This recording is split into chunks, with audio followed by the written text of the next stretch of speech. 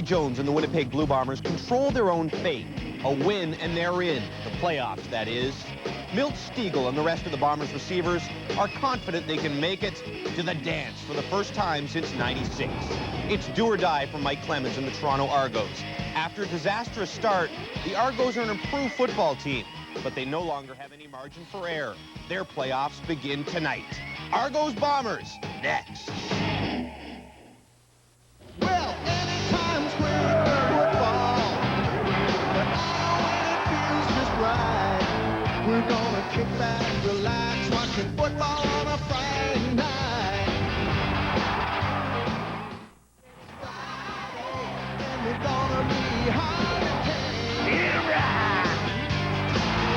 It's Friday, from coast to coast, the CFL is Canada's game. Well, we're all pumped up to party, and we're ready for a fight. Relax, watching Friday night football. Boys are too bad. Playing CFL football game is up for grabs. It's Friday night football tonight.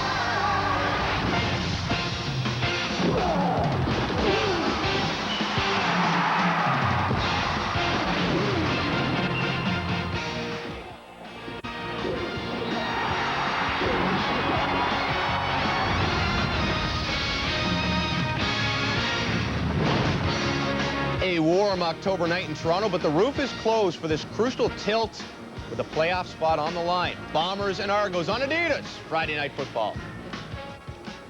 Hey folks, how are you? Welcome to the second last Friday night of the regular season. Our quarterback is not with us tonight. Matt is in the booth with John Wells, so it's James Duthie along with Eric Tillman and the man who opened for Eminem last night at Skydome, Chris Schultz. Major news, of course, in the CFL today. We have a new commissioner. His name is Michael Lisko. We'll talk about that throughout the evening, but for now, let us deal with the task at hand. You know, in the old days, this would have been simple. Two teams fighting for the last playoff spot in their own division. But alas, with the crossover, things get a little bit more complicated. And what we really have here is four teams fighting for the last two playoff spots. Two of the four, of course, will make it, but not necessarily one from each division. The Argos either have to overtake Winnipeg or overtake BC, and they'll get in the playoffs. For the Bombers, much simpler. They win tonight, they are in. Yeah, James, and after 3 years of not making the playoffs, this game is tremendously important for Winnipeg. It's just a great opportunity for them. It's really pretty simple. If they win, the Bombers are in. But if they lose tonight, then suddenly Week 18 becomes very, very precarious. That's a scenario they don't want to have play out. This Bomber team has shown two personalities all year. At home, they've been very, very good. They've won 4 games, but they played well. On the road, they've been just the opposite, frighteningly bad with only 1 win. Now, if they do make the playoffs, it's almost certain that they're going to have to go on the road. So they need to win tonight, I think, for 2 reasons. One, obviously, to get in the playoffs. But secondly, they need to change that mindset, that road mentality, to know that they can go on the road and win. Now, how do they do that? I think they do that by using all those weapons and scoring a lot of points. That's the key to their success, Chris. And they may score some points because this Winnipeg Blue Bomber team is very explosive. And it's led by Kahari Jones, which I compare very favorably to Nealon Green. He's got a good arm, and he's willing to run. For the Toronto Argonauts to win, they have to be aggressive on defense. Let that defensive line go. Bring some linebackers. Kahari Jones kind of holds onto the ball a little bit, create a turnover. And the other thing, 50-50 run pass. Use Kerwin Bell's ability to fake the football, get back, play action passes. Then there's a possibility of a big play. Watch out for Michael Jenkins. I think he's the key, James. Chris talked about both starting quarterbacks. Let's check out their numbers. They are brought to you by Robin's Donuts, still rocking after all these years. Kahari Jones has definitely gotten better as the season has gone along, especially good in the last month or so. Of course, Kerwin Bell knows the Bombers very well. He was their starting quarterback when this season began, and maybe vengeance on his mind. The Argos have not lost to the Bombers this year. A victory in Winnipeg, a tie at Skydome. Pinball had 2 TDs in that one, but tonight he'll have to work his magic from the sidelines. The Argos are ready. The Bombers are ready. We're ready. Kickoff coming up. The Argos get one last chance to keep playoff hopes alive. Kerwin Bell will have to lead the way to victory. There's hope for the Argos next week if he does. Kahari Jones can lead the Bombers to the playoffs for the first time since 1996 if he wins tonight. Matt it's all on the line this evening under a closed roof at Skydome here in Toronto. That's right, and Coach Ritchie has been working feverishly at putting his imprint on his football club, and he's done that finally. They've got a little bit of arrogance and confidence going on in Winnipeg camp, and they've been talking the talk for a while now, and it's time to walk the walk, John. Mike Lemons has surprised a few by winning 4 of 6 games as the Argos' full-time head coach. His optimism is infectious, and this is the most important game of his young coaching career.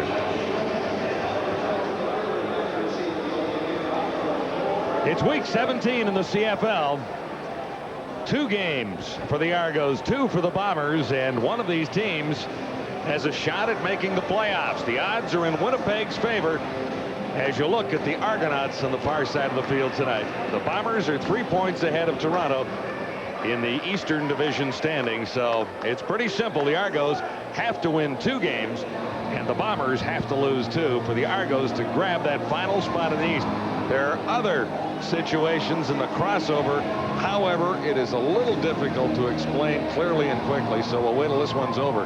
Bottom line get is into that. Toronto's got to win. Yeah. They've got to win, and that's all they're set on, is going out there and doing everything it takes to get that job done.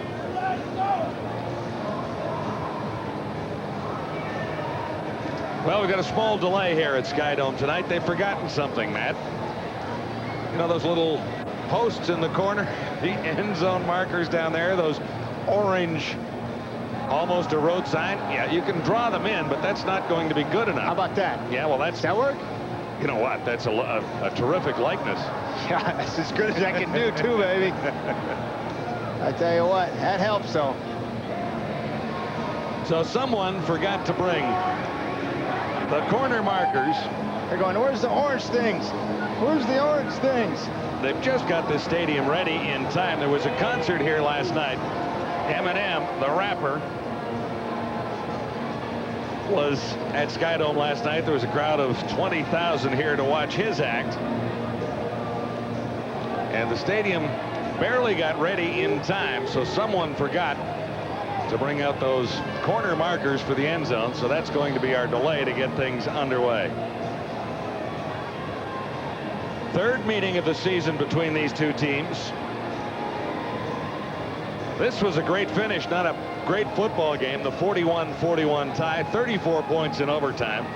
And then in pinball's debut on September 9th, Matt, Argonauts won in Winnipeg 24-12. Got the job done there. I remember that 41-41 game. Toronto shouldn't have been in that ball game, and that's when Jimmy Kemp and Mike Clemens literally caught on fire in the overtime period and just lit the place up, and it was just electric in here. So the grounds crew will take heat for this, but I would think the officials might have checked that before coming onto the field. And I'm not so sure that they couldn't kick off and get this game started without those markers by placing one of the officials down in the corner to make sure everything was okay down there.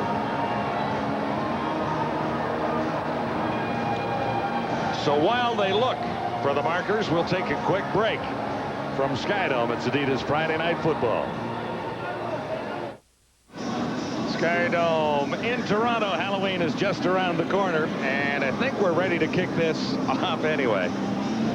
I see Schultz and Tillman showed up for the game. They're both here, and they'll be back in the studio. I thought they were back in the studio.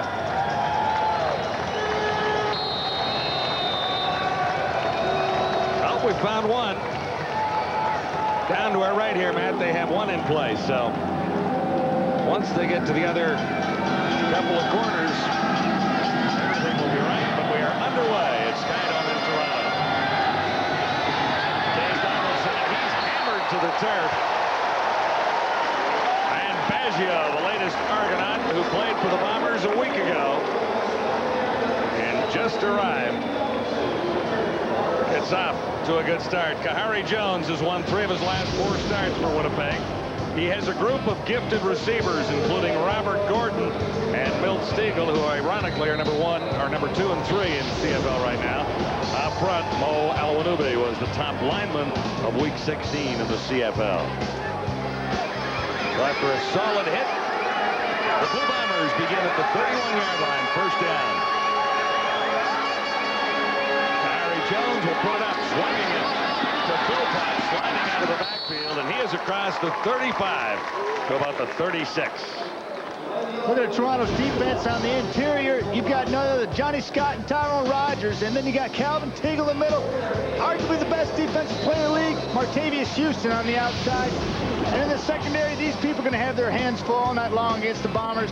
Simmons in the middle, and then you got Smith and Shaw at corners. These guys better be on top of their game tonight. Albert Johnson the third for the Bombers. Comes to the near side. The gain was 4. This is 2nd and 6 for Kahari Jones here. He'll get the first down on the reception by Milt Stegall.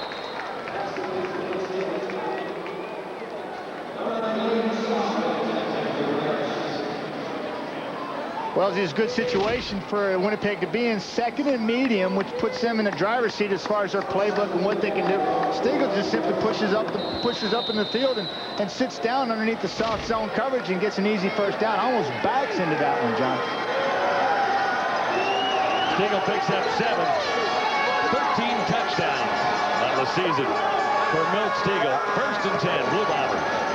Philpott tries to sweep to the left side, and he's halfway to another first down. Yeah, well, see, I can't say this enough. Winnipeg has got to be successful on first down, and this is successful first down. He got 7 yards. It puts him in the driver's seat on 2nd and short, a situation Toronto can't afford to be in because Winnipeg will continue to move the chains and be very deadly in those situations. And Kahari Jones has already used a couple of different weapons. Stegall has made a catch. Corey Philpott, a couple of nice runs. Nice play action take by Jones. Stands in and somehow got it away. Dangerous, however. Intercepted by the Argos. Byron Capers down the sidelines. And Kahari Jones would like that one back. He was hurried and threw it right to Byron Capers. 55 yards on the return. Just great pressure off the edge, John, forcing Kahari Jones to step up in the pocket. You see Fred Perry right there step up, make Kahari lose his eyes and his focus downfield, and then he kind of forces the ball errantly a little high to Bobby Gordon, and then Capers steps in front, puts Toronto in great field position early in this game. Capers' 3rd interception of the season, a 55-yard return for Byron Capers and the Argos. After giving up a couple of first downs, come up with a huge defensive play and are set up at the Winnipeg Blue Bomber 15. It looked like a blown route. You've got 2 receivers sitting on top of one another, Bobby Gordon, and then you've got Stegall right behind him. Just looked like a play that wasn't very well executed all around. Yeah, it was a wobbler, too. I'm not so sure if someone didn't get a finger on it at the line. But anyway, first down Toronto. This is Jenkins. Flags down again as Jenkins turns the corner. He's near the 11-yard line. Kerwin Bell will try and forget his performance last week. Bell will try and get the ball to Darryl Mitchell to make some big plays, and running back Michael Jenkins will get his hands on the ball a time or two tonight up front. The pressure is on the O-line to give Kerwin just a little bit more time.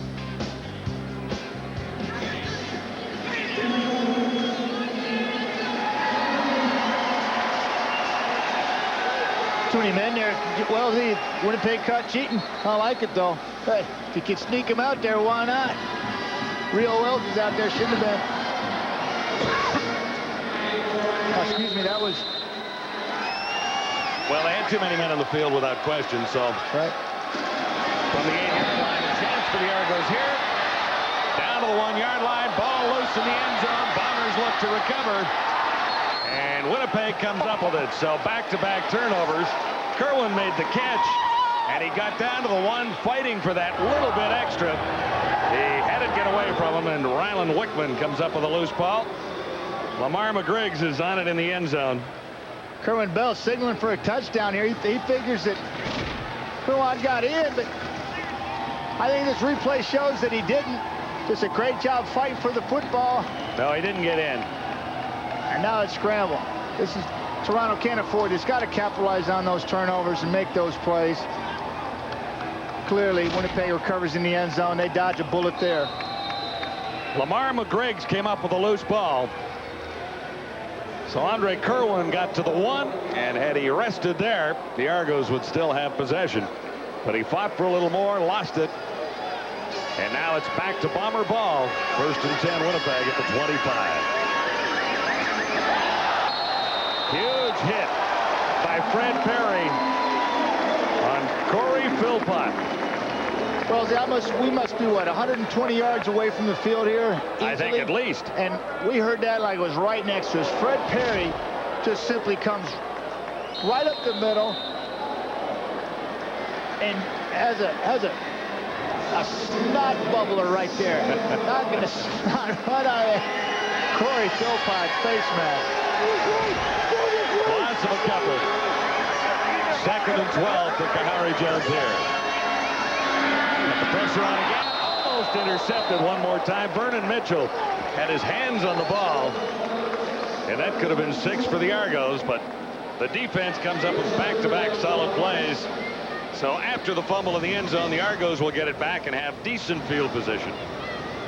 Well, Kahari just simply recognizes it's too late. You've got to think a 2nd and long situation. You're going to get pressure like this. Well, it doesn't seem like he's in a sense of urgency. He's not speeding it up. And he throws the ball late. And this gives Vernon Mitchell an opportunity to come over the top. That ball's got to be delivered much sooner if they're going to have success in 2nd and long situations. But, John, this is exactly the situation Toronto wanted themselves in, is 2nd and long. They wanted to keep everything underneath, come up and make the tackle and force Winnipeg to punt. That's exactly what they've done in this series. So Roy Simon was the intended receiver and shaken up, being attended to down there near the 40-yard line. No score so far, but we've had a few moments. A fumble in the end zone by the Argonauts, an interception by the Argonauts. And the Toronto offense has not really moved the football. Winnipeg put together a couple of first downs on first possession, and then came the interception. That was on 2nd and 3rd, play action, and then great pressure by Perry off the edge. A good push up the middle by Dunbrack, Scott, and Rogers. And then Kahari's ducking and chucking, and then he throws an errant ball over the top, and he looks like he have a broken route by Stiegel and Gordon, a mishap there. They're sitting on top of each other, and Caper steps in front and takes it the other way. To me, it just looked like chaos on 2nd and 3rd, a down that you should be in control of. Well, and they were looking at 2nd and short, so that certainly gave them an opportunity, but now the Bombers will kick it away. Troy Westwood across the 10, the left foot this one high, chasing Adrian Smith back to the 40. Smith found a little, but only about 5 on the return. 47-yard punt, and it'll be 1st and 10 Toronto when we return. Adidas Friday Night Football on TSN is brought to you in part by Adidas. By Molson Canadian, I am Canadian. And by 3M Filtrate air cleaning filters. Breathe the difference. Toronto Argonauts have a first down. No scores so far. It's Adidas Friday Night Football, our final telecast from Skydome in Toronto this season. Next week we'll be in Winnipeg for the final Friday night of 2000. Argos beginning at the 45. This is Jenkins. Through one Blue Bomber tackler, but not the next, as Jenkins was wrapped up after about 3 yards. And looking at the defensive side of the football for the Bombers up front, you've got Benny Goods, and next to him you got a new man, Patrick Garth, reappearing in the Winnipeg lineup. In the middle, Whitman. I call him the Zach Thomas of the Canadian Football League, and one of the most imposing defensive secondary men in the CFL, Jerron Bolden, number 21 on the corner. And there's the Bomber sack leader, Alfred Payton, with 7 on the season. 5 knockdowns to go with that. 2nd and 7 for the Argos.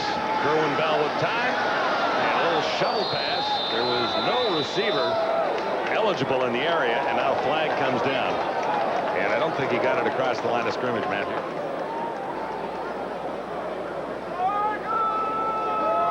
This is a huge game for Kerwin Bell after last week against Edmonton. No infraction on the play. Good double. So there was no infraction. That's a shot in the arm from Winnipeg. But you look at the end zone shot here. You got 65 yards with the field here to work with. And both these clubs, they've got all 24 guys basically in a 10-yard radius, and this looks like chaos in there. Kerwin can't find anybody. The closest guy comes to the ball is the Winnipeg Blue Bomber, but that is just not spreading the field out very well. It looks like they wanted to get a screen off, but Winnipeg read it really well. No Prefontaine.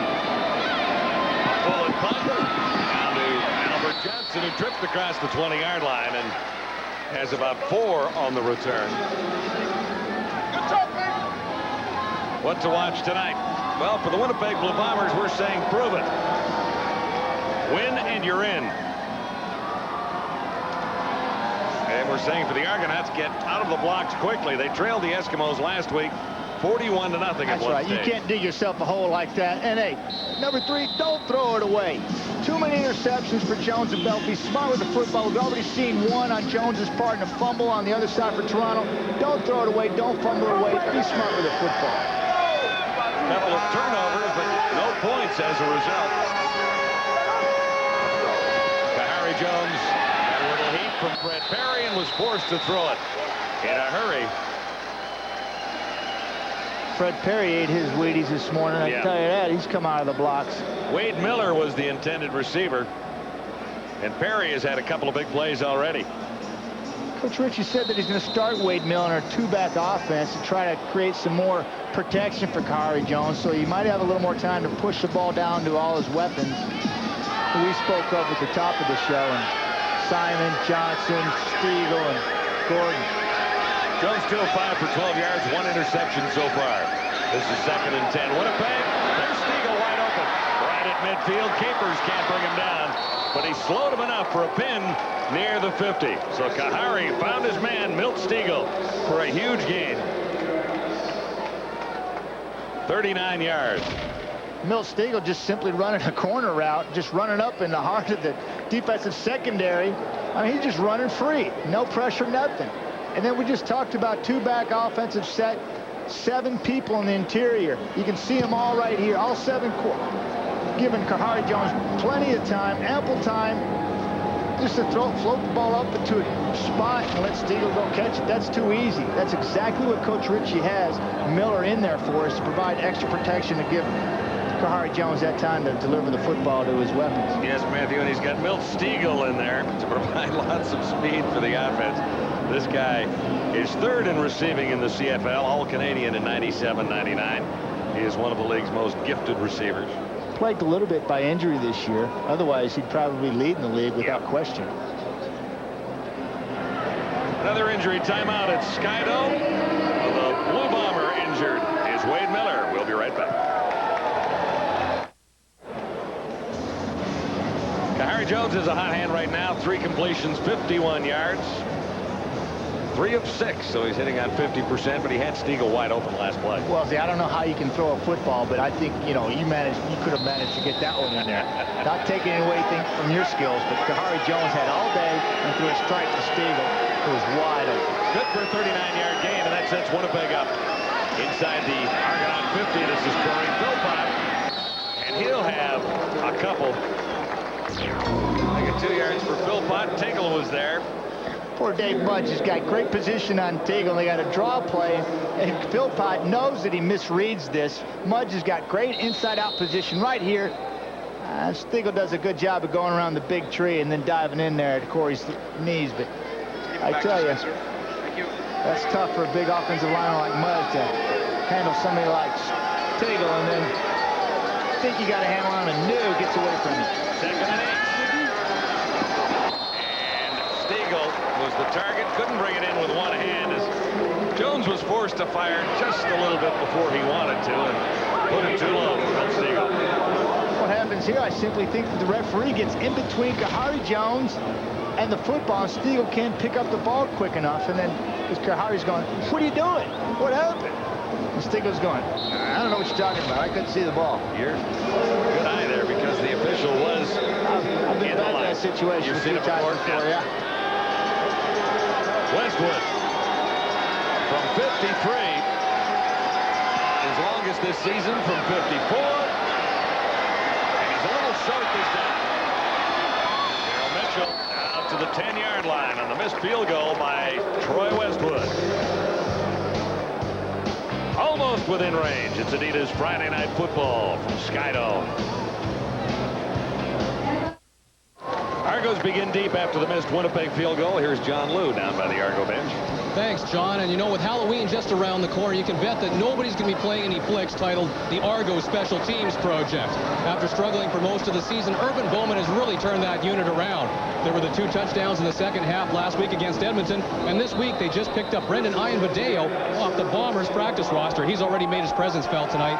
This is a guy that Pinball Clemens is very high on, so if the Argos hope to keep their playoff aspirations alive, they're going to need flawless execution from their special teams. And better performance, too, John, from quarterback Kerwin Bell, who was pressured there and didn't come anywhere close to a completion. Bell had a really tough week last week against the Eskimos, who had a solid game, but Bell didn't get anything done offensively. As a result, the Argos dug a deep hole. And it looks like that what they've tried to do here, John, is they brought in number 90, Simons, and put him in a tight end situation to give Kerwin a little bit more time back there so he can push the ball down the football field. Well, he really wants to go deep. I think he really has to when he can't get the running game going. He goes under the cover here as Mitchell. And Mitchell turns the corner, should have the first down, which is critical for the Argonauts to begin this drive back at the 10. They'll have the first down. Darryl Mitchell. Everybody loves this play now. Man-to-man coverage, just run away from people. Just drag, simple 6-yard toss over the middle. That's pitch and catch. And let a great athlete like Mitchell do his thing. Reel's beat already. He's closing. Now he's chasing. He's running through the traffic. Does a great job of staying with him, getting that close. Yeah, that was Rio Wells, 19 with a tackle. Mitchell with a catch. Jenkins with the ball out across the 30. So the Argonauts are moving it a little bit.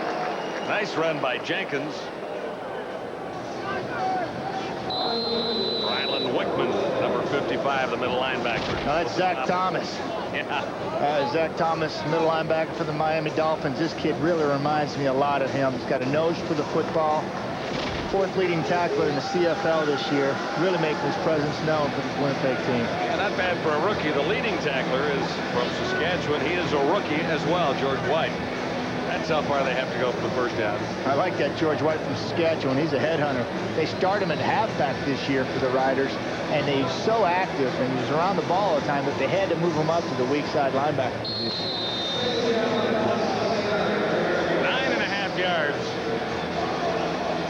for Michael Jenkins, playing his 14th game tonight. Tyrone Brown flanks to the near side. For Tony Burke on 2nd and a half a yard. That's the bull in the China shop right there, as my cohort in crime Chris Schultz like to say. China bull, China bull. This is like a man playing amongst boys when he gets the football in open field. He's not looking to make any moves. He's going to bury his head and shoulders and run you right over and deliver a lick, and that's what we saw there. First only needed a bit, but he got 9. The Argonauts are out at the 40. Kerwin Bell in trouble. Intercepted. What a great catch. The interception. Bell should have eaten that one. Lamar McGriggs got 2 hands on that, and it just stuck to his gloves. Oh, that is just getting horizontal, giving up the body. They talk about this man's practice and his work ethic during practice. He goes 100 miles an hour. He fills those holes. Pays off for him there. There's no way would he have gotten to that if he'd been half-stepping. Yeah, this was underthrown. Look at that break. Oh, and the extension. There was heat on Bell. He had to underthrow it. Oh, can't do that back up. Tyrone Brown was the intended receiver. Bad news all around for the Argos. Winnipeg set up. Touchdown toss there was just a little too far for Milt Stiegel. Capers was covering on Stiegel that time, and he might have gotten a little bit lucky. Lamar McGriggs joined the Blue Bombers last week, filling in for Antonio Armstrong. Some big shoes to fill there. Had a good game in his first as a Blue Bomber. Had been sitting around after the Tiger Cats got him loose, so he was well rested. Knows the game, knows this system, and has an interception to set up the Bombers for a scoring opportunity here. Now it's 2nd and 10. Harry Jones near side, and he'll get the first down. Robert Gordon, what a year he's had. This is exactly the situation Toronto wants to see the Winnipeg offense in, 2nd and long, so they can play off and come up, make them throw short, but they're just simply playing too soft, giving up too much cushion there. Adrian Smith is. Bobby Gordon gets his feet down, showing you why he's the 2nd leading receiver in the Canadian Football League. 87th catch of 2000. He has 7 touchdowns. An 11-yard gain, 1st and 10, Winnipeg at the Argo 28. More time for Kamari Jones. Simon is target. Great catch down at the 2-yard line and into the end zone. Whoa, what a catch! Made the catch. He was not tackled, and he basically rolled into the end zone. I didn't think he had a prayer for that one, Wellesley, and then he spins around and does an acrobatic catch, and they got the dance going again here this week. Oh, they got...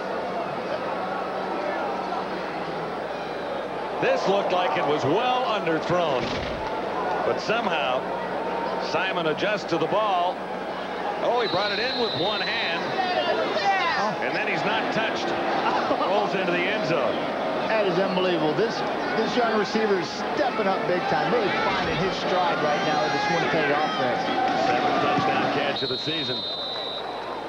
And it comes as a result of a turnover. Bombers hit the end zone in a hurry after Kerwin throws the interception. The other way. First touchdown of the game. After a turnover, Jeroy Simon has it to give the Bombers a 7-0 lead.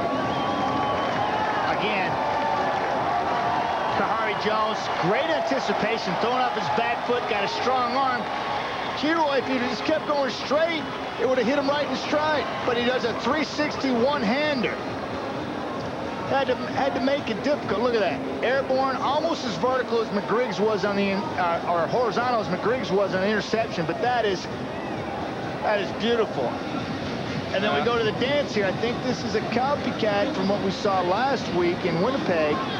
Yeah, they're out of step a little bit there. They'll have to work on that. Well, you know, that catch there, Matthew, not unlike one that Tony Champion made for the Hamilton Tiger Cats in that same end zone. 89 Green Cup. That kind of acrobatics. Yeah, but that was a two-hander. Extended backward. Here's call the return, and the Bombers say they've got it.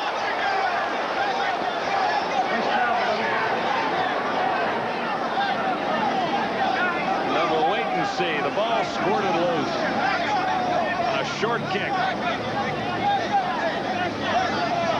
It's a big old huddle down there. And right at the Blue Bomber bench. So the Bombers will have the advantage of a vote is taken right down there. We'll have the advantage of the Jumbotron. These poor officials don't.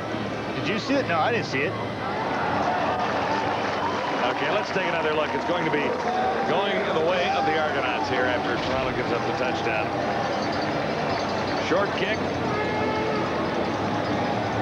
Ian Badejo picks it up. Europe rips it free, but it's off an Argonaut going out of bounds. Hawking couldn't get to the ball. It was the perfect call in spite of the confusion down there. I don't know how they do that on the spot like that and being so consistent. Shotgun. Here's Michael Jenkins. And he was hammered after a gain of a couple by Alfred Payton. My friend Swack making sure he wasn't going any further. But you got to wrap this kid up because he will make you miss, and he will give you second and third effort and go to the whistle. But Swack had nothing doing there. Wrapped him up. Picture-perfect tackle for all the youngsters out there. Taking them to the turf. Already this key sequence for the Argonauts. We're down 7-0. 2:33 to go in the opening quarter. This is 2nd and 8. And Bell fired it high. Mitchell was the intended receiver. Darrell's simply no impediment whatsoever up into the secondary, and Kerwin just missed him. He overfired. Kerwin needs he needs to settle down, get his feet, He threw a questionable ball for the interception that Griggs made a great play on. And there he didn't settle his feet. Not throwing the ball with confidence right now. And when that happens, you're not sure what you're seeing as a quarterback. You're throwing very tentatively. He is tentative at this point. Oh, Prefontaine doesn't get much on this. It's low, and no return at all possible for Albert Johnson III.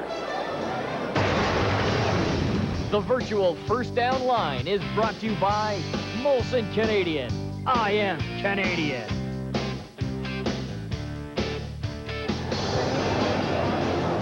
Kahari Jones, September 9th versus Toronto, 82 yards passing. That was the game in Winnipeg that Kerwin Bell went back to Winnipeg Stadium and won. Tonight, 90 yards passing, and he has the one touchdown, 5 of 9. And what he has a lot more of since that time is confidence. He's seeing the game better. It's slowed down for him because his preparation prior to the game, his film study, his understanding has increased that much more. And he's played well in the last 4 weeks, winning 3 of those 4 games. Kahari Jones, sideline batter, and just batted away by Adrian Smith at the last possible second. Gordon was the intended receiver. And here's the name of our feature attraction tonight. We call it Lethal Weapon 4. I'd pay good money to see this, Wells. Robert Gordon is number 2 in receiving in all of the CFL. Milt Stiegel is right behind and not that far. DeRoy Simon has 7 touchdowns, including one tonight. Albert Johnson III is quicker than the wind. And it's a career year for this guy. Robert Gordon. Couldn't happen to a nicer guy, too. 4 receivers to the far side on 2nd and 10. Kahari winds up and delivers. Stiegel made the catch and got away from one Argonaut. That's Byron Capers, who's had a little bit of tough luck tonight, or at least he's been victimized a couple of times for 21 yards that time. Well, it's simple. A simple adjustment. He's given Stiegel way too much room off the ball. He's not impeding his progress up into the secondary. And when Milt makes his break, he's already got the first down. All he's got to do is catch it, make a move. He's got plenty of time to do that, and he makes 2 other people miss and puts the ball up another 15 yards. That's too easy. He's got to tighten that gap, close down, and have some confidence that he can stay with Stiegel out of his break. Martavius Houston had to back from his linebacker spot to make the tackle. Huge gain, and another one here for Corey Philpott. Now, the Bomber running game, Matthew, has really taken shape in the last 3 or 4 games, hasn't it? Over the last 5 games since Corey Philpott's been in the game, he's been averaging around 88 yards a game, John, and this really helped this offense come together. It's coming right up the middle. Elwanibi moves inside. Sawatsky goes out to the other side, and they simply put the nose guard stunt right out of Tyrone Rogers' big hole. What that is great game preparation. They anticipated getting that stunt, and they got it. That was a huge hole. And this play is whistled down.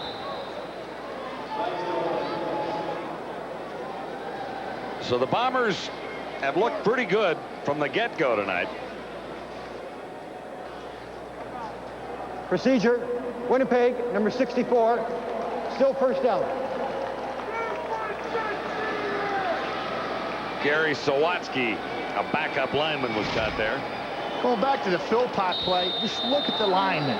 They simply, this play, we just work right up here. Vancona goes right up here, and we overtake here because the nose is coming this way. It's fantastic. Dave goes to the second level. Philpott walks in the secondary. First man he sees is 10 yards downfield. First and 15, though, on the penalty. And Smith got a hand on it. Dunnigan wants a flag, but I don't see one down there, man.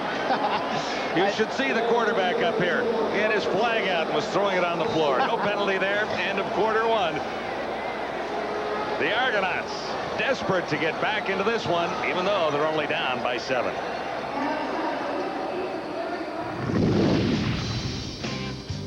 Adidas Friday Night Football on TSN at the quarter.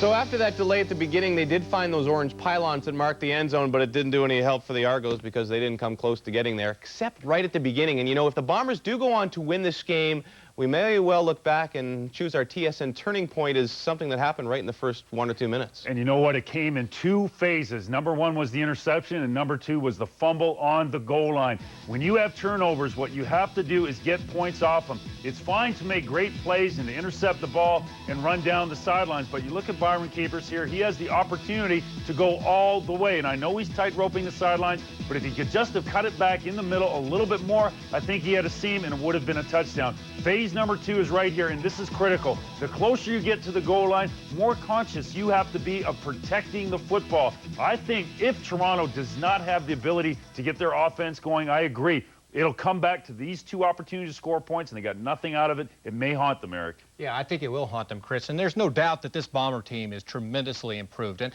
I think a guy that deserves much of the credit is a guy you never might hear a lot about, and that's assistant GM Brendan Tammon.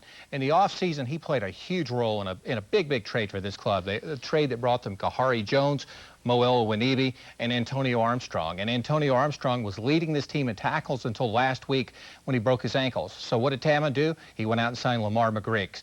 Brendan Tammon, a guy you don't hear a lot about, but he's playing a big role in improving this club. Also helped build the best receiving core in the league. Perhaps Calgary and Montreal might have something to say about that. Second quarter action just ahead.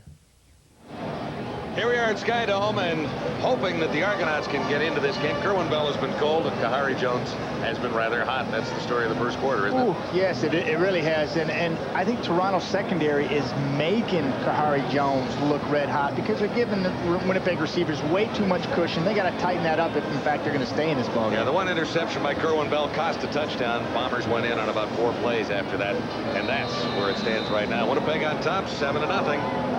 And look at this. The boys were at printing class earlier today. I got something for them right there, baby. Look at that. Yeah, back at you, Chris. Anyway, you can tell Tillman's printing anywhere. To 2nd and 15 for Kahari Jones. And open line to cover. And he got tangled up with Capers. That was Stiegel. And it was a matter of legs getting tangled up, so there's no flag there. That's one Kahari Jones would like to have back. He's got a lot of space out there with virtually one of the most dangerous receivers in the league, Milt Stiegel, and all he's got to do is lift it to the right location. A little indecision here.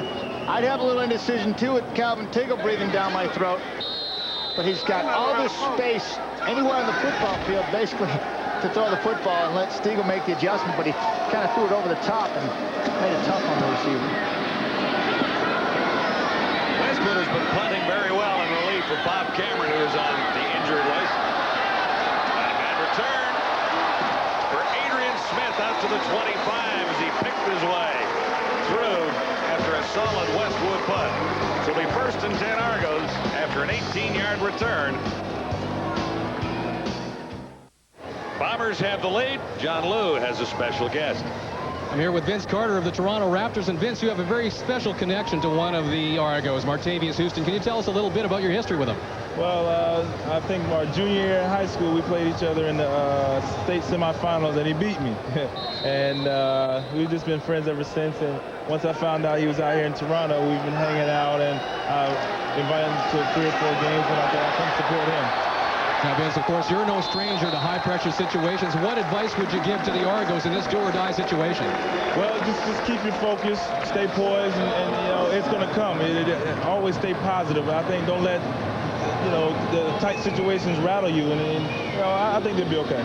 Great, thanks a lot, Vince. We'll see you Tuesday night, Air Canada Centre on TSN, your season opener. I'll be there. Good luck. As good as they get on the basketball court, Vince Carter. And sound advice. yeah, I would think sound advice. Hey, how about the run by Jenkins? And he gets it again. 17 in the previous play while you were listening to Vince Carter. And another Argonaut first down here. That's what Mike Clemens was saying to us yesterday, that they really wanted to get Jenkins involved. They wanted to establish the run one way or another. And this is really the first time they've gone to him on back-to-back plays, but the net result is a couple of first downs. Just outstanding work by the offensive linemen up front doing their job. Tony Burse out there, Morgan and St. John getting it done and leading Michael Jenkins out and around, and that certainly will take some pressure off of Kerwin Bell. Yeah, look where they are. They're out across midfield. Deepest penetration of the evening after a 13-yard gain by Jenkins there. And if it's working, why not try it again? However, the Bombers trying to have been expecting it, a 2-yard gain there, as Wickman was there and waiting for Michael Jenkins that time.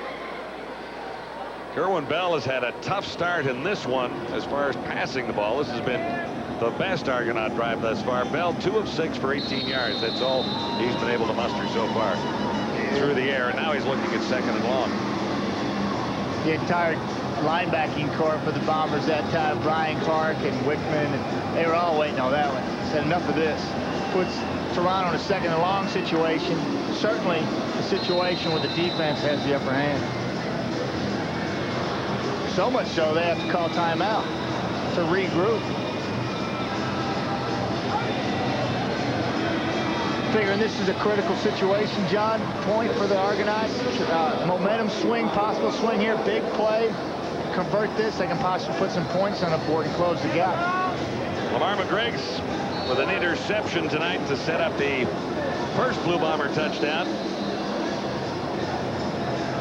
Not many receivers would have caught a ball like that. That was nice a spectacular catch. Yeah. He broke that ball, covered some ground, and then went horizontal, gave up the body, and did some type of funky dance afterwards, like they were dusting him off, like it's about time, old man, getting off the shelf and doing something right. Well, that was a beautiful play. Yeah, he's been resting a while, although he did play for the Bombers last week. Argos with Kerwin Bell. Looking at 2nd and 8, and he fired that one low, but English grabbed it. Donaldson says no catch, but I do believe they ruled it a catch for Andrew English. English just wants this ball. He recognizes that it's coming his way, certainly before Donaldson does, and then he breaks on it, kind of goes up underneath the leg, and makes the catch on his knees. And held on to it with one hand going down. They got the right call there. Big conversion by Andrew English. What they needed was 10, and that's what English delivered, so it'll be a first down for the Argos. Now at the Blue Bomber 40. You know, John, going back to that play, you know, we talk about Kerwin Bell being off just a little bit. I think that's an indication of just how off he is. That ball was thrown about 3 yards behind English. Ball needs to be out in front of him. If, in fact, it is, it's not such a difficult catch. But Andrew English steps up to the challenge and makes a tough catch. But this ball is certainly thrown way behind English in an area where a defensive back could undercut that and take it the distance. Very lucky in that situation on both ends. Nice play by English to get the first down. Bell looking at 2nd down again. This one is tipped. And it ended up in the midst of one of the interior linemen there. Meyer, number 64, and he would have been ineligible. He looked ineligible trying to catch that ball. He's like, I have no business touching this, and it looks like he had a little doubt whether or not to try to catch it or not. He might have been able to hang on to that because it was tipped. But so this drive stalls. The Argonauts will settle for a field goal attempt. Although they moved the ball here, I think that was more the Toronto Argonauts as opposed to Kerwin Bell getting on his game. He's still off a little bit here in a drive stall because of it. A 44-yard drive for Jacob Marini. His longest, 49. He's got this one, so the Argos get on the board. Couple of nice runs by Michael Jenkins get the Argos close enough for a field goal. It's 7-3. Argos get on the board, and we're ready for the kickoff from Prefontaine after the field goal. Prefontaine hit from 44, so it's 7-3 on Adidas Friday Night Football. Critical game for both. The Argos have to win to keep playoff hopes alive. The Bombers with a win will lock up the playoff spot in the East. Marcus Howell, and he was wrapped up at the 31-yard line by the first wave of Argo tacklers. Here's John Luke. Well, John, the news is bad for the Winnipeg Blue Bombers. Geroy Simon with that circus catch for the 7th for their first major. It was costly. He separated his shoulder on that play, and he won't be back in this game. So the lethal weapon 4 is down to 3. Well, they'll add Marcus Howell in there and get it back to 4, but here's how Simon got hurt. Landed very hard on that right shoulder after making a one-handed grab there. Beautiful circus catch. Looks like Stoddard's in the game, the University of Alberta product, number 88, in place of Geroy Simon. Here's the pitch, and here's Corey Philpott. spot for 7 yards. Time of possession prior to that last play, Winnipeg 12 minutes and 40 seconds. Toronto 6 minutes and 30. Oh, that'll wear you out in a hurry. Just ask anybody who's played on the defensive side of the football, and that'll wear you out over the long run. And the quarterback gets a little grumpy on the team that's... Well, yeah, because you start pressing, because you don't have many opportunities, because your defense is not giving the ball back. And then you go back out there, and it's like, I got to do it now. Yeah, and all of a sudden you got a grumpy quarterback. Yeah. That kind of grumpy. I sounded grumpy, didn't I? Out to the 45. Catch is made by Stiegel. And the Bombers move the chains one more time. Again, second and short situation. Capers giving Stiegel plenty of cushion. Stiegel saying, thank you very much. Even on an errant throw like that, a poor throw like that, Stiegel goes down, makes a simple first down catch, move the chains, continue to eat up the clock and wear out that defense. Blue Bombers with a 7-3 lead. Have a first down near the 45. Nice take by Kahari Jones. Nice pass too. And Stiegel turned before he had it. Oh, and they had Stoddard on a wheel too going up the boundary, but he chose to go to Stiegel. Had him on the money. This is nice. A little misdirection. Stop, pops, turns his head, forgets something. Another look at it. He was looking to make a move. He was wanting to score. Forgot the most important thing, the loaf of bread. Stiegel with 4 catches for 75 yards. That one will be forgiven. It doesn't happen very often to Milt Stiegel. 2nd and 10, Blue Bombers. Harry Jones. And Robert Gordon open for a brief second, but Gordon couldn't get over to make the catch. So watch Gordon. I just love this kid. I love the way this kid moves around in the backfield. I'm talking of Kahari Jones. Plants, feels he's got some space to his right. Great anticipation, throws a strike 40 yards downfield, just a little too far out in front of Gordon, but throws that ball way before Gordon breaks. Certainly he has to out of necessity to save his life, but just a close strike there shows his arm strength, his mobility. Rather explosive football. Gordon thought he might have had it. Big charge was on. Westwood got it away. Here's Adrian Smith for the 20. And the 24 is all he'll get on the return. Kerwin Bell gets a chance to get the Argos rolling one more time. It's 7-3 on Adidas Friday Night Football. The virtual first down line is brought to you by Molson Canadian. I am Canadian. Kerwin Bell has struggled a little bit again tonight, but he's far from out of this one. The Argonauts are down by 4 and begin this drive just shy of the 25-yard line.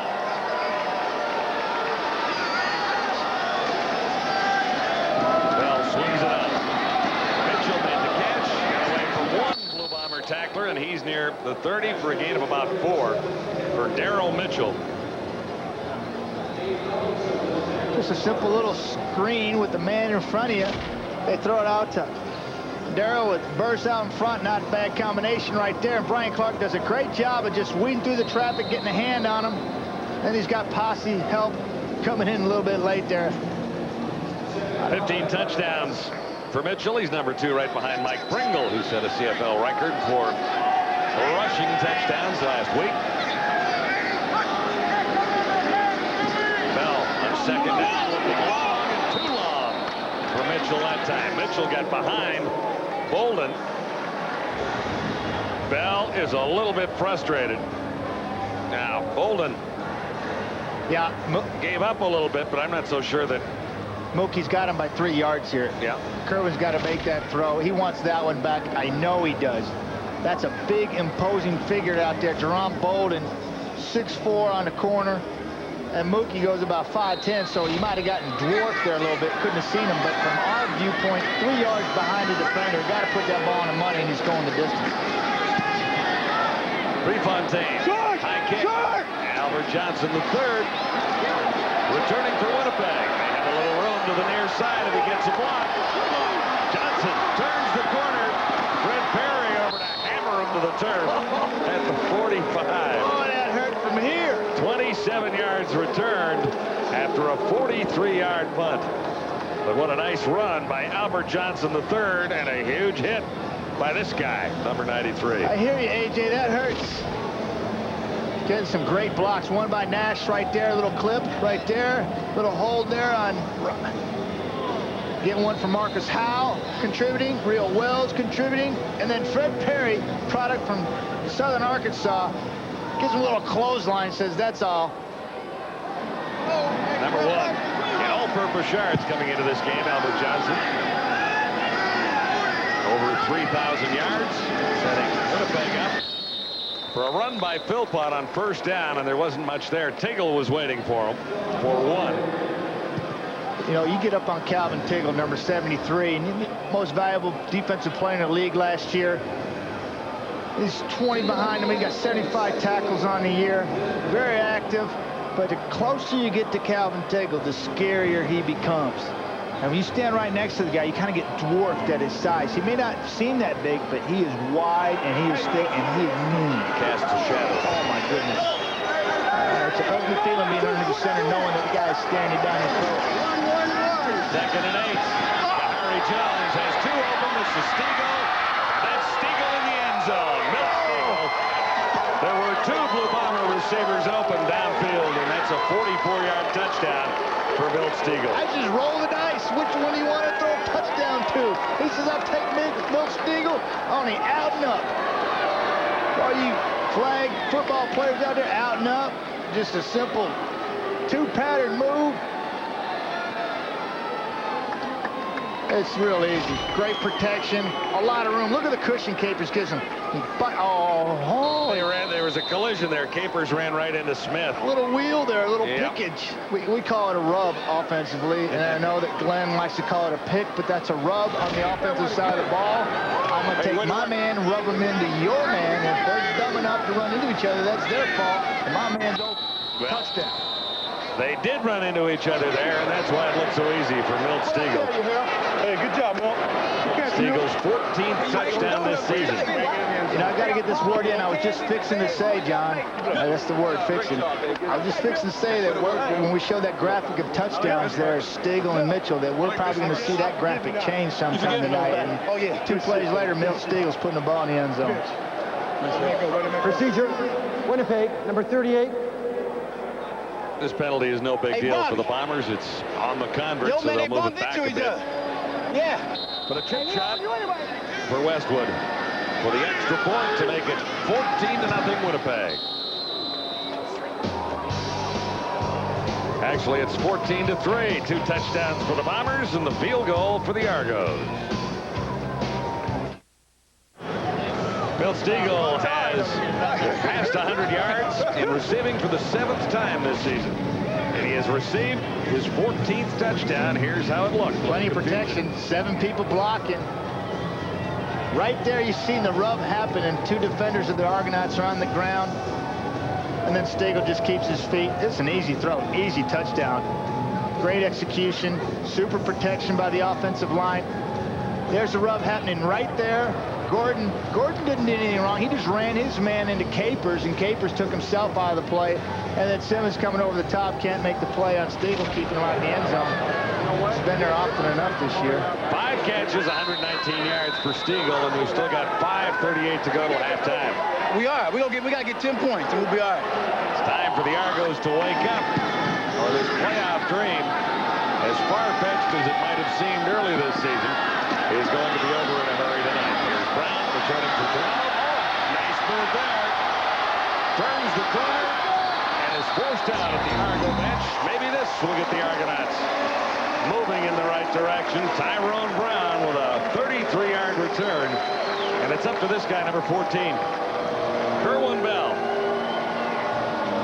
You know, Kerwin's off to a slow start. Yes, I've belabored that point enough, but I tell you, Mike Clemens says, I'm going to go with my number 1 man.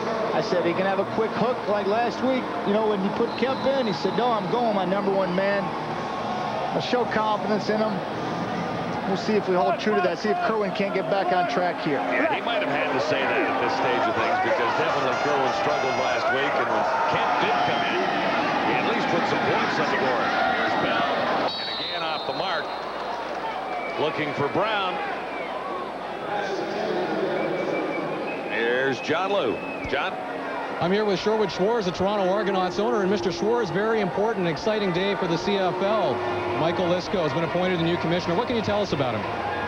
Well, I can only tell you that he's a young, very dynamic man, and I think he's just going to carry on in the tradition of John Tory and do a wonderful job to advance the CFL. When is Mr. Lisko scheduled to take over? In all probability, it'll be either the 1st of December or the 1st of January. I'm not sure. Seemed like this perhaps took place a little bit earlier. We thought that it wasn't going to happen until after the Grey Cup was over that the selection would be made.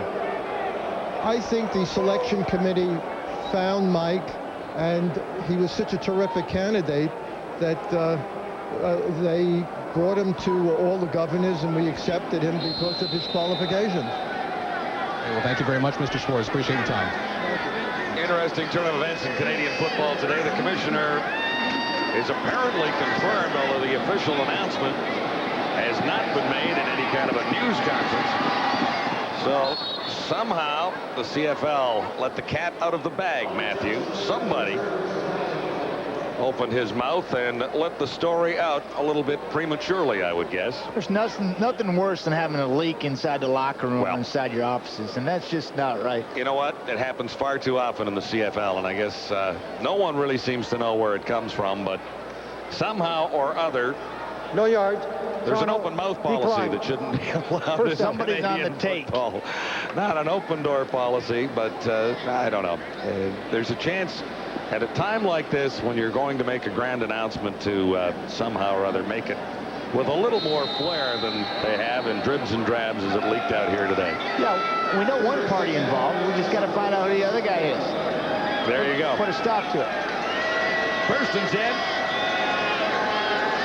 Bombers with a 14-3 lead, and they have the ball back.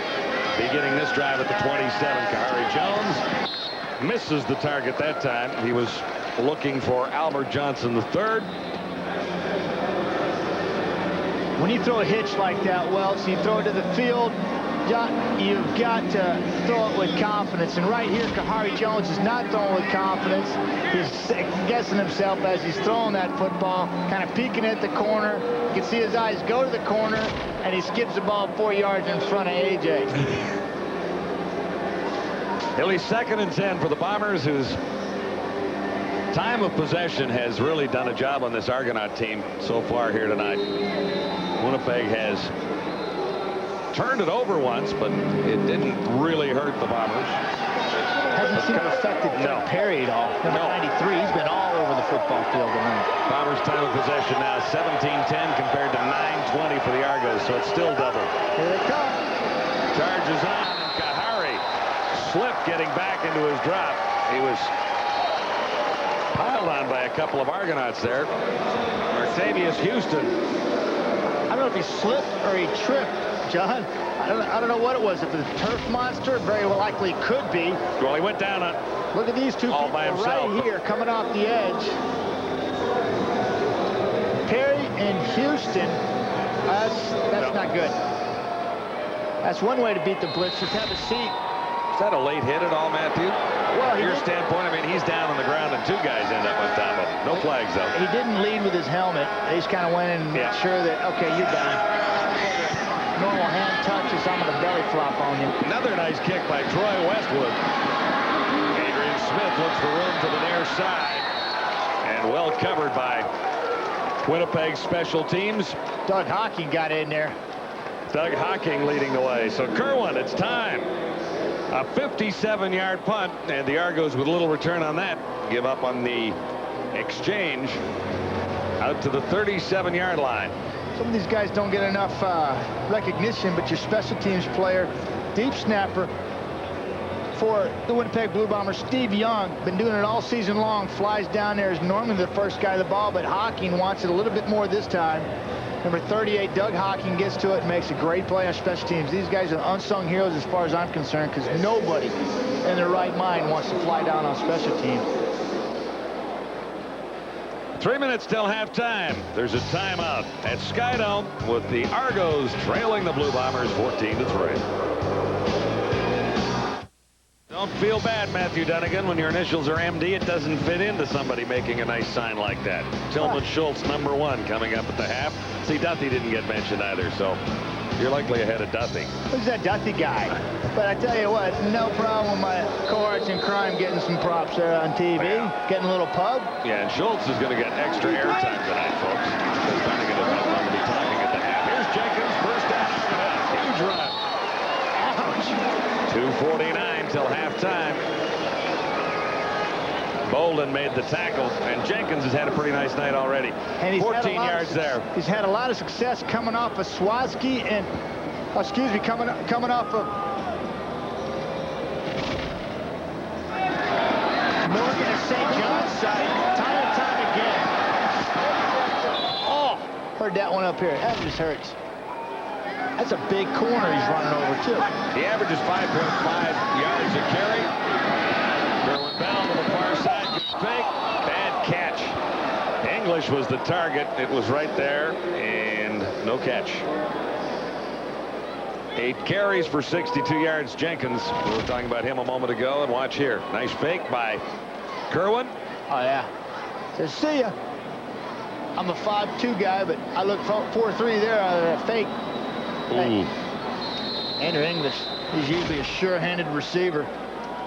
Got a little anxious like Milt Stegall did in the first quarter. Looked to run first. Milt Stegall versus Andrew English. English has to make the catch. You know Stegall isn't going to drop many like that, right? Right. English doesn't have the reputation. Here's a first down. Yeah, right on the money. Kerwin made the catch. Or I should say Mitchell made the catch. Darryl Mitchell. Sorry, Wills, he got excited. I was happy for my man Kerwin Bell stepping up and throwing a strike finally. Look at all the cushion there. Great job of driving off Rio Wells. Mookie does a great job of pushing Rio Wells off of him and getting him out of his back pedal. Rio has given up a lot of room there, kind of like Capers is to Stegall. Mookie took advantage of it. Mitchell gets special attention, so he got a 16-yard gain there. Bell looks a little deeper this time, and he's got Mitchell inside the 10. Was he down? Yes, they say so. At the 9-yard line, but I'm not so sure. I'd like to see that again. Did he escape?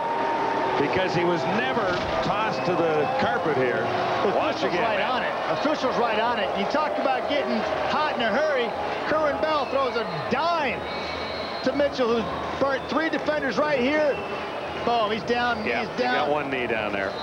Officials right on top of it.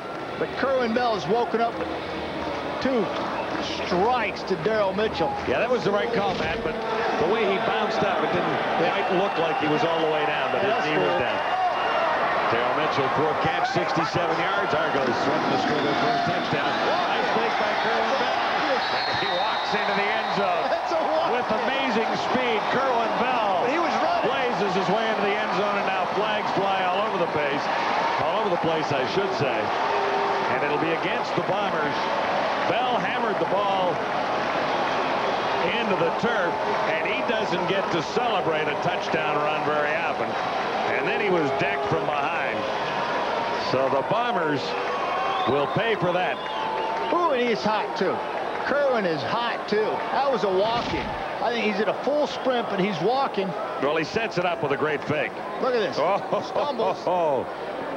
Stumbles right there. Our camera guy went right with it. Now Bell. He's talking noise, I think. Oh, and he hit himself. That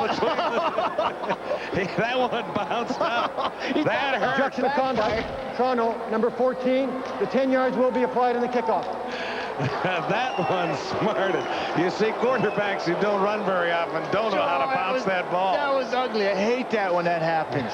Spike the ball and it comes up and hits me in my you-know-what. Yeah. And then I get flagged for unsportsmanlike conduct. That's not like Kerwin Bell, but he was excited, got his team back in this football game with some strikes. Yeah, it's been a long time coming for Bell, so I misled you. I thought it was the Bombers reacting to the celebration. It was Bell taunting down there. However, we'll look at it again. And going now, don't we, John? most guys out there might cringe at the tail end of this. Oh, then we got the stumble, great fake, then the stumble, and then the rumble into the end zone, and then it's, yeah, baby, I got it. Who'd I get? Wham! Ouch! Then I get popped. Oh, my goodness. Then Europe goes down and he's going, what is happening? Oh, you see, I looked at the tail end of that play. I thought Europe ended up. Oh, now Bolden nailed him, and then he nailed him into Europe. Humble! Well, good finish to the first half. As the Argos get back in this, they were in big trouble before Kerwin Bell led them on that drive. Bolden's lucky he didn't get flagged on that one, too. It could have been offsetting there, but, you know, you can't do it. We saw it last week with the receiver from Saskatchewan. He got flagged for it.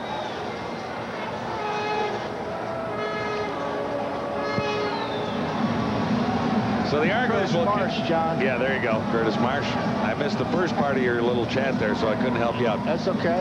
I had a little brain lock. It happens. Lots of time for the Bombers to respond. They'll get good field position as a result of the penalty against Kerwin Bell on his celebration. Prefontaine has it set up at the 25. So the Bombers can respond. Lots of time for Kahari Jones. It's up to the Argo defense now to try and keep it close and keep it a 4-point game heading to halftime. Short kick. Yeah, it's not deep at all. Miller on the return. More penalties fall. More penalty flags fall. Wade Miller return there.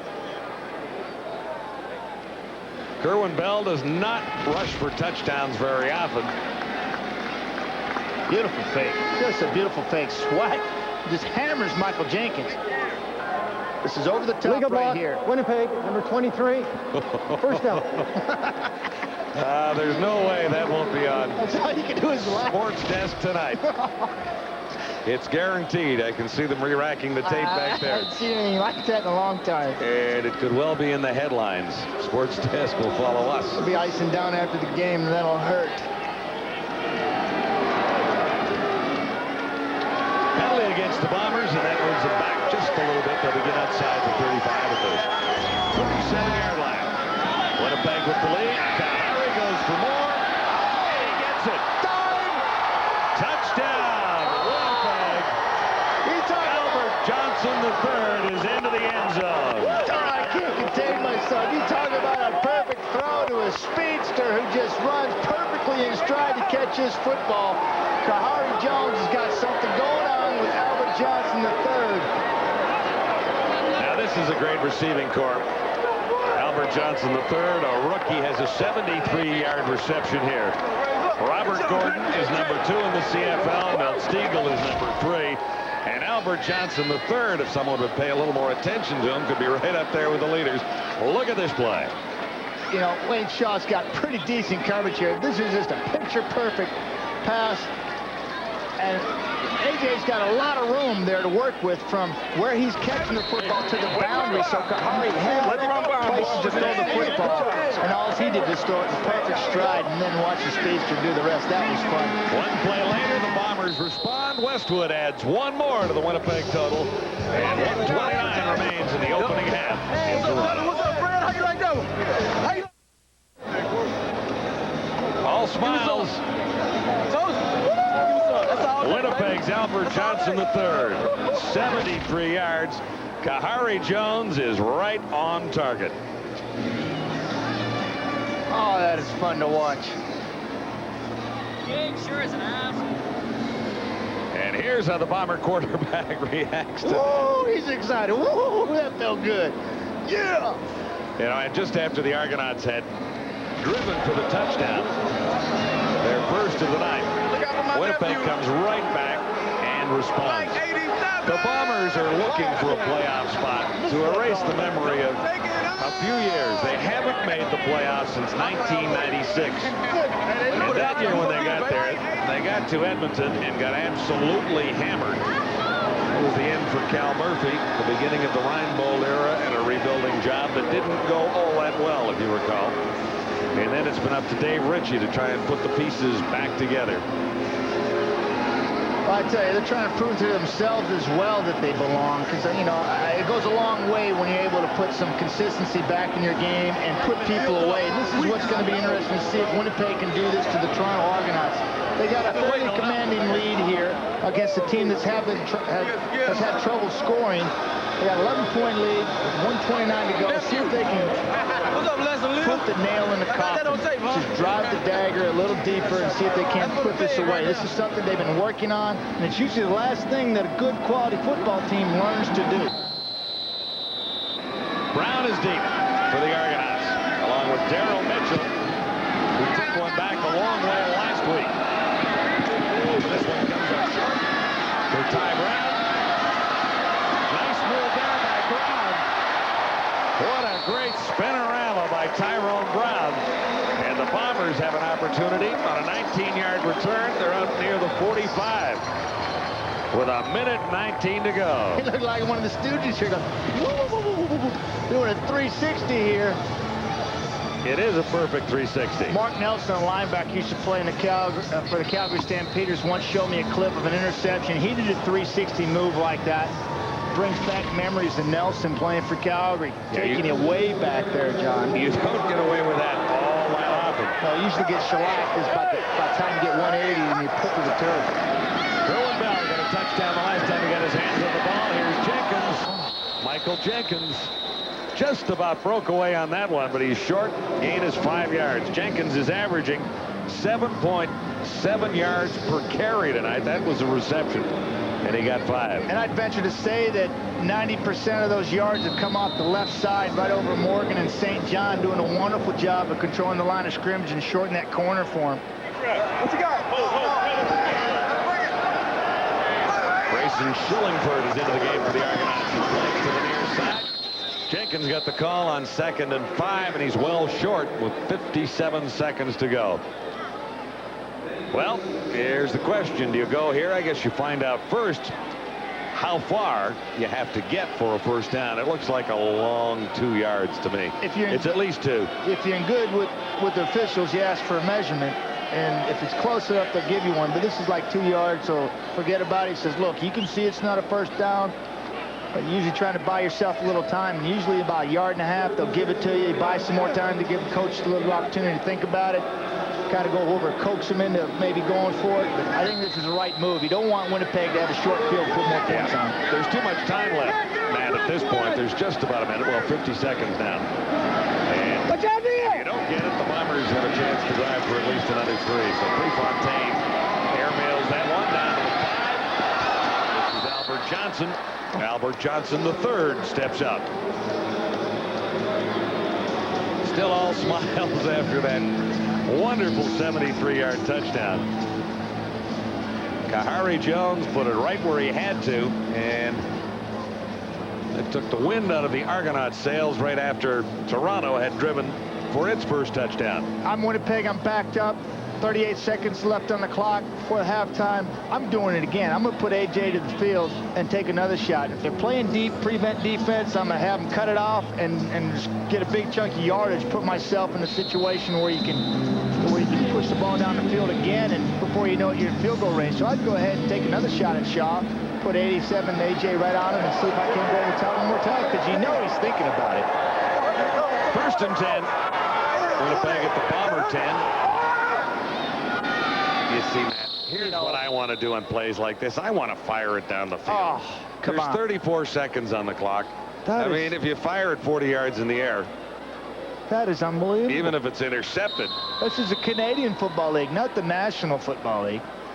I mean, you've got all kinds of plays in 38 seconds.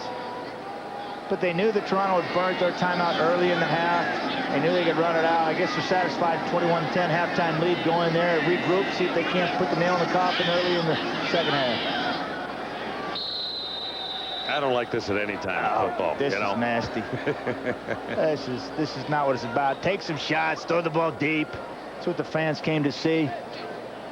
Yeah, says the ex-quarterback. Sorry about that, but I don't know. The defense of Toronto's probably loving it because they've been out there the whole entire first half.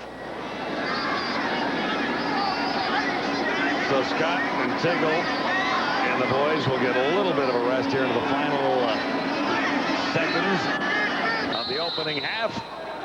Bombers played a pretty good first half. The Argos responded with a touchdown late, but here's what happened to Toronto defensively very late in the opening half. It is Kahari Jones, and that is a 73-yard touchdown pass to Albert Johnson III.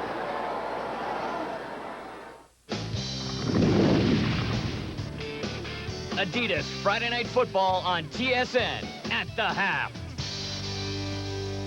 All right, welcome back to the boys in the studio. And yes, big-time changes in momentum in the last few minutes of that half. And Matt Dunnigan not with us, and you're going to disagree with him. That's not fair when he's not here to defend himself. Yeah, well, it's easy when he's not here. You know, Matty was a great quarterback, but I guess I'm a little more defensive-minded. Matty, when you're up 21-10, and you've got the ball back at your own 10-yard line, the one thing you don't want to do right before the halftime is to make a mistake, create a turnover, and give the Argonauts easy points. I like what Dave Ritchie's done. They're ahead 21-10, and I think it's really important. You know, and as far as this game, I think the one thing that jumps out when you look at Winnipeg is just their speed. They have plenty of it. Stiegel, Johnson, etc. You know, they're just so explosive. They put pressure on people all over the field. They attack defenses. And, you know, I worked with Dave Ritchie for 3 years in BC, and I have to tell you, I never thought I'd see Dave Ritchie go with 5 receivers, 6 receivers, spread the field.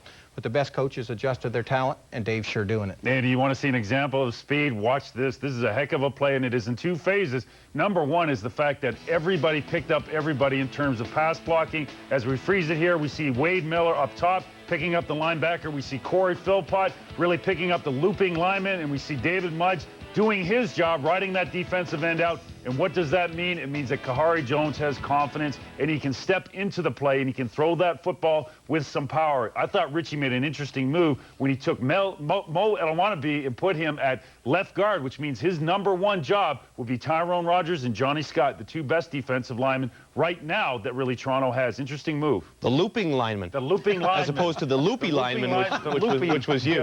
Kerwin Bell, great fake, great touchdown.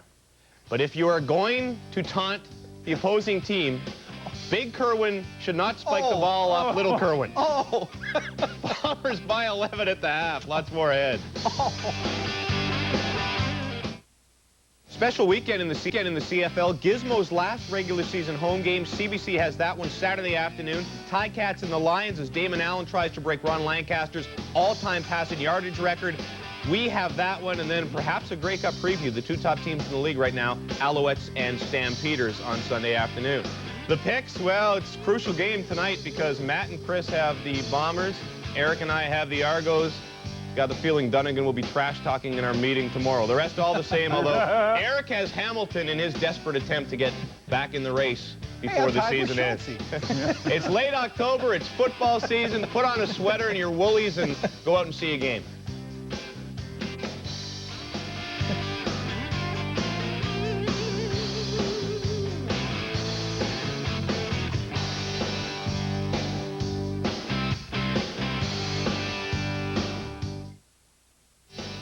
Your halftime numbers lopsided towards the Bombers. Of course, a lot of those passing yards coming on the 2 long plays to Stiegel and Albert Johnson, the late one that really gave them the momentum back. John Lou spoke with Bombers coach Dave Ritchie.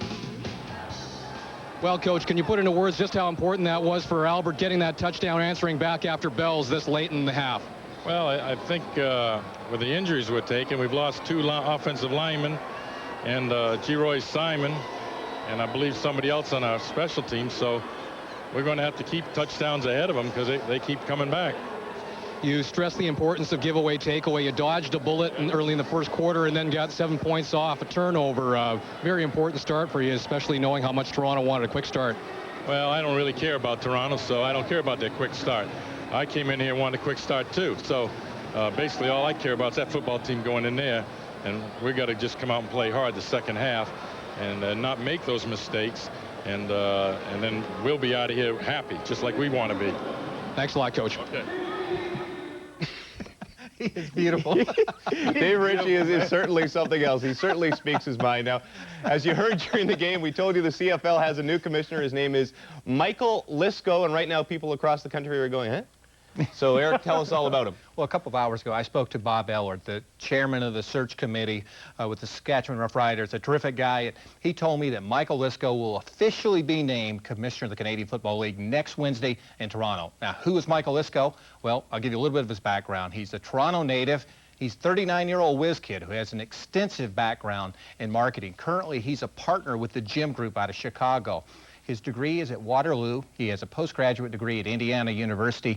And Bob told me there were a number of terrific candidates. But one thing about Michael Lisko, he just blew them away. And he said at the end of the day, it was unanimous from the search committee and the Board of Governors, Chris. And I think this is a critical hiring for the future of the Canadian Football League in a couple of areas. Number one, Michael Lisko has to have the ability to communicate with all the governors and get everybody on the same page so collectively decisions are made efficiently and intelligently. And also, I think he has to be very proactive in terms of expansion of the league. You're never sitting still. You're either progressing or regressing. In his thought process going on to trying to get this up to a 10-team league, I think that will make or break the image and make or break the future of the Canadian Football League. And I thought you had it. I know you were on the short list, but I was kind of shocked when the news came out today.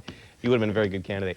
All right, Bombers in control of this one at the half, thanks to that late touchdown from Albert Johnson III. And Milt Stegall, of course, also got one, and his celebration was a little more effective than Kerwin Bell's. Second half is coming up.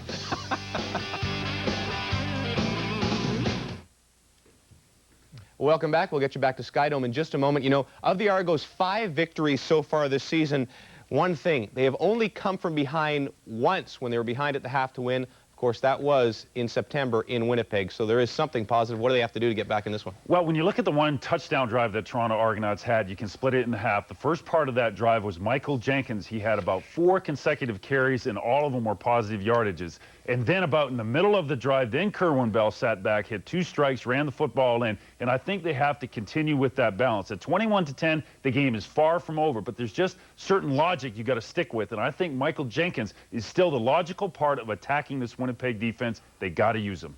And Chris, if you're Winnipeg, I think what you do is you continue to be aggressive. You attack them vertically, attack that defense. You know, one thing that's really jumped out in this first half is the distinction between the Winnipeg team speed and the Toronto Argonauts. Utilize that speed, I think they win this game.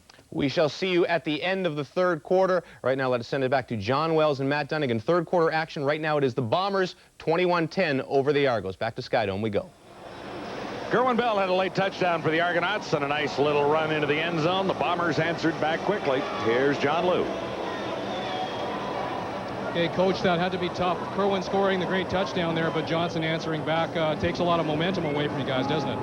Without question, and you know, they've got guys that make plays. Their receivers have made big plays all game, and that's the difference in this ball game. On the other hand, we haven't made plays. We've had a turnover early when we were in scoring position and didn't capitalize on that, and we're just not playing good, sound defense. We're giving up too many big plays. Good luck in the second half, Coach. Thanks a lot. Kahari Jones had a couple of nice touchdown tosses, including one late in the opening half. Here's how the Bombers scored a few points. This to Geroy Simon. What a wonderful catch it was. He rolled into the end zone, but he got injured on the play. Here's Milt Stegall. Stegall broke one. And then, this was picture perfect, Matt. You gotta love it. So many weapons, making so explosive, and they showed that in all 3 of those touchdowns.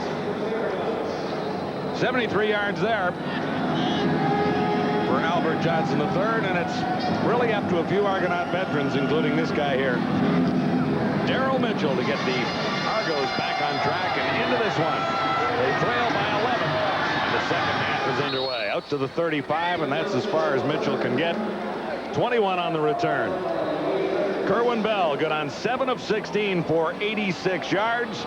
Kahari Jones 9 of 19, 235, and that is a huge difference. 3 TDs is the biggest difference there. He's being productive. 9 of 19 is not the completion percentage you want, but he's certainly being effective and going over the top and stretching this Toronto defense. Kahari Jones is. Kerwin Bell shotgun. First first offensive play. Bell goes to the near side, and out near the 50, he'll have a first down. Donaldson wrapped up Kerwin after an 11-yard gain, and he's slow to get up. Number 81, Andre Kerwin. Living off that play action fake, Kerwin Bell picks up where he left off at halftime and then throws a strike to Andre Kerwin. Seems like he's dialed in. We saw in the first half where he's missing throws 3 and 4 yards, and now he's putting the ball right between the numbers where his receivers can certainly catch the ball. Kerwin is still limping out there, but the Argos don't have the luxury Winnipeg has with gifted receivers and suitable backups. The Argos do have number 27, Michael Jenkins, who averaged 7.7 yards a carry in the first half, and he has 6 there. Part of the game plan was get Jenkins the ball. They have done that. I was talking to Darren McField, one of the defensive linemen for Winnipeg, Canadian kid that has been playing for the Bombers, and he said, what's your fear about playing against Michael Jenkins? I don't have any fear. We play against great guys from week to week, and how true that is in the Canadian football league. But look at Jenkins go tonight. He needed 5, and he got about 20. That easily could be Mike Pringle, Sean Millington, Robert Drummond. We're talking about, it could be Kelvin Anderson. You just keep going. Davis out of Saskatchewan. You look at anyone. You just watch right here. You watch Big Crafts and you watch Meyer right here. You watch what they do on the interior, and this is exactly why Jenkins is able to get up into the defense. Look at that. Just wash it down. I'll make you miss with them. That's an 18-yard gain. 11th carry for 87 yards. And there for Jenkins a couple more. But my point is that he was stating, I think, a fact there that there's quality backs, running backs in the Canadian Football League from week to week, so that this is no different. Yes, Michael Jenkins is certainly a talented running back, a guy that's come in this league and just literally come into his own. The guy has unbelievable, he doesn't know quit. His second and third efforts are amazing. His balance, got a low center of gravity. I love this kid, but McField has a legitimate point. Quality people throughout. Kerwin Bell has time. He has Darryl Mitchell. Spot will be important, but it looks like he has the first down. Well, if you're a Toronto Argonaut fan, this is a great sign when your quarterback and your number 1 receiver can start dialing in and being on the same page. Great anticipation by Kerwin Bell. Throws a dime. This ball's got eyes on it. Sees its way right into Mookie's hands. Mitchell made a great play. He got hammered coming out and across the line, and he's that much short. That ball looks a little flat there. Did you see that, John? Check the air pressure on that ball. Still looking flat from that angle, Matt? Yeah. Inches to go for a first down. Hey, us quarterbacks have been known to take a little pin out there and doctor up those footballs a little bit after the officials have done the official air check on it. You can admit that now. Oh, yeah. And I would suspect that a little of that doctoring's been going on here this evening. Can't say that for sure. It's just a thought. Inches to go for an Argonaut first down. This would be critical for Toronto. Trailing by 11. If the Argos can score first here, Tony Burse was stopped, but second effort might get it for him. Bombers think they've stopped him completely. Any predictions here, John? Well, I don't know. He needed inches. He needed inches, and he was hammered, stuffed as he got the ball and hit the line. Let's put a Finsky on it. Come on. Okay, he got it. Fiver? All right. You got it? He got it. He got a good spot. He got it by at least 3/4 of a football length. Oh, maybe 1/4 of a football length, Matthew. I know you 5 spot, John. I think he got it. Well, if you look here, he got hammered right there and then somehow found a way. And Wickman might have helped him a little bit, the way he was trying to make the tackle and put him down. Watch this. Oh, Benny Goods gets submarines and just clogs everything up in the middle. Then the linebackers do their thing, come over the top, and second effort by Burse gets the first down. Drive continues. Here's the end zone toss. Touchdown, Toronto. Andre Kerwin. He's on fire. Bell has responded He had a very shaky start. Kerwin Bell is on fire, John. He picked up exactly where he left off at halftime and has been dialed in here to anybody he's been throwing the ball to. Great time, play fake, sets this up. Benny Goods is putting pressure on. And he just flat out runs by Donaldson. Dime. That's a picture-perfect pass. We saw it by Kahari Jones to Albert Johnson third. There we see Kerwin Bell. Huge drive by the Argonauts. In response, it's 21-17. Hugs all around on Adidas Friday Night Football. The virtual first down line is brought to you by Molson Canadian. I am Canadian. Number 81, Andre Kerwin, right here, is on the inside. He's simply going to run a seam pattern. This is an 87 pattern. He's got the 8. I'm taking it right up the seam. Here's the 7 or the dig, and it's simple. Kerwin Bell sucks the free safety up with the play action, and then he throws a dime over the top to Andre Kerwin for 6 points. And Kerwin Bell 3 for 3 on the drive, 48 yards. Jenkins chipped in with 23 on the ground. So the Argos get within 4 of the Blue Bombers. Crucial night for both teams. Marcus Howell submarined at the 25. 12 on the return.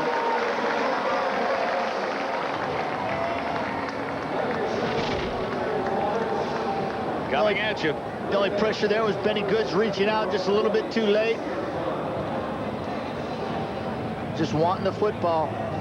Third touchdown of the year for Andre Kerwin.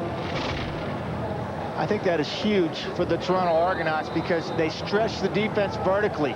I guarantee it, Andre Kerwin's going to have all the room he wants for the rest of the game up underneath Donaldson just because of that one play where he stretched him over the top.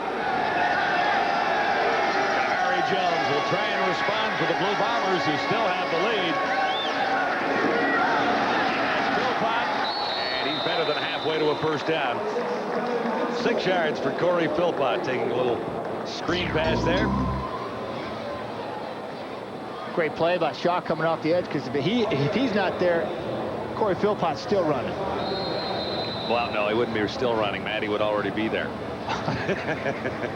Well, I'd be still running. Yeah, you're right. He would have covered the distance by the time you'd spoken that, but I agree with what you're saying. I hear you. Touche.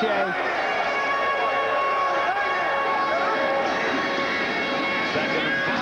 There's the first down. Stiegel broke one tackle and grabbed about 5 more yards. Slipped away from Byron Capers. And Houston had to respond to make the tackle. The gain is 11. Oh, Capers was right on him, and then Stiegel got small in a hurry. He just got sideways and just slid in between. Picked up another 5 yards, making it look easy.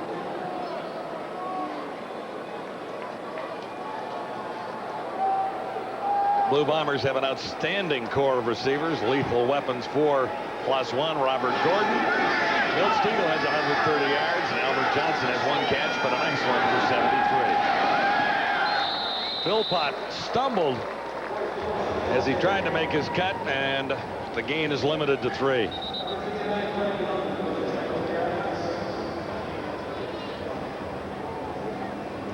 Right here, G-Roy Simon, you know, sorry about that, folks.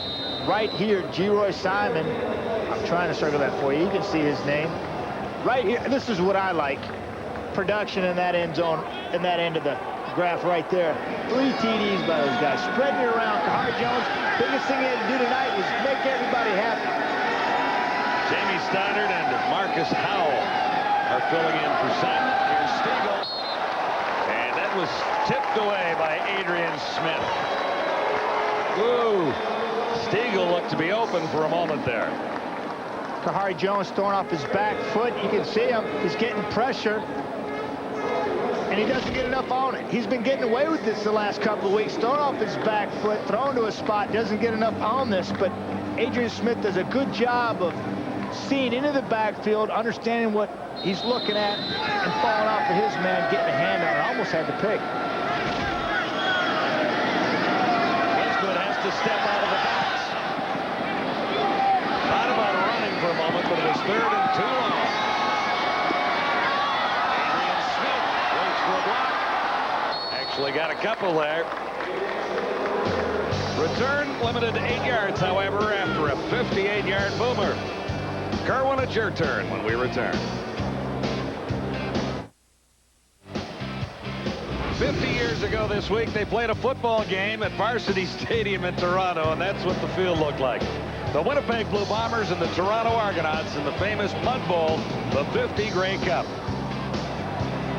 Nick Volpe was involved, scored a couple of field goals, and several other Argos from that team were honored here tonight on the 50th anniversary. Let's go downstairs to John Liu. What a day it must have been.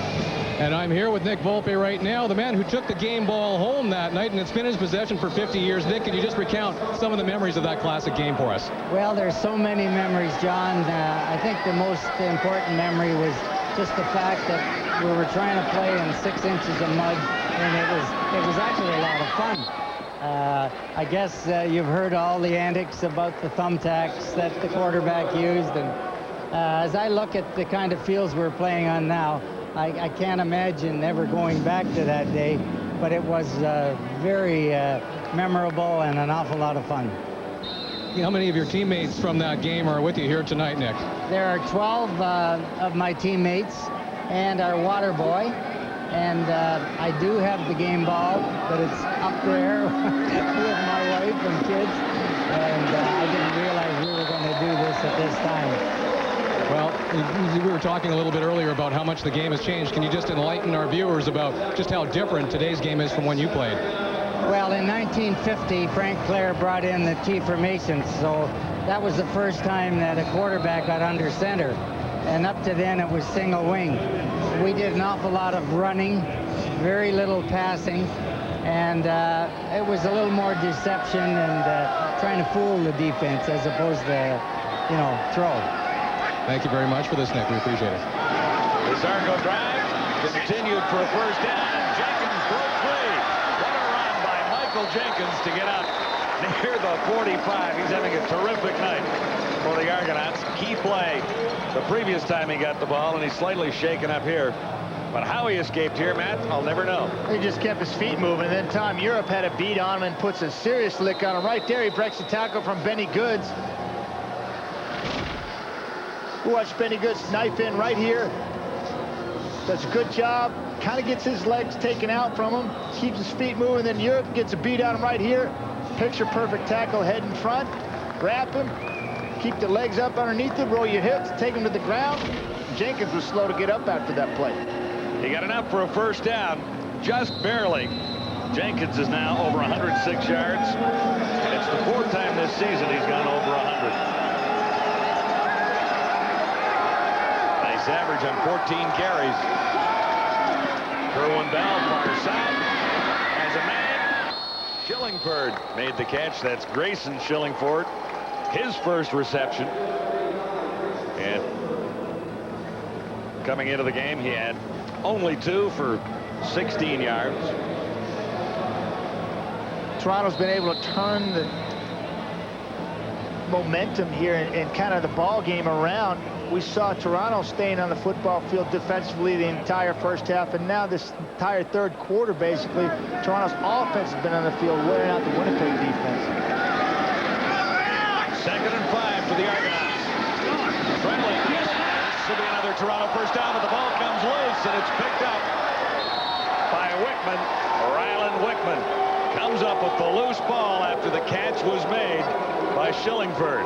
Great close by Bolden coming off.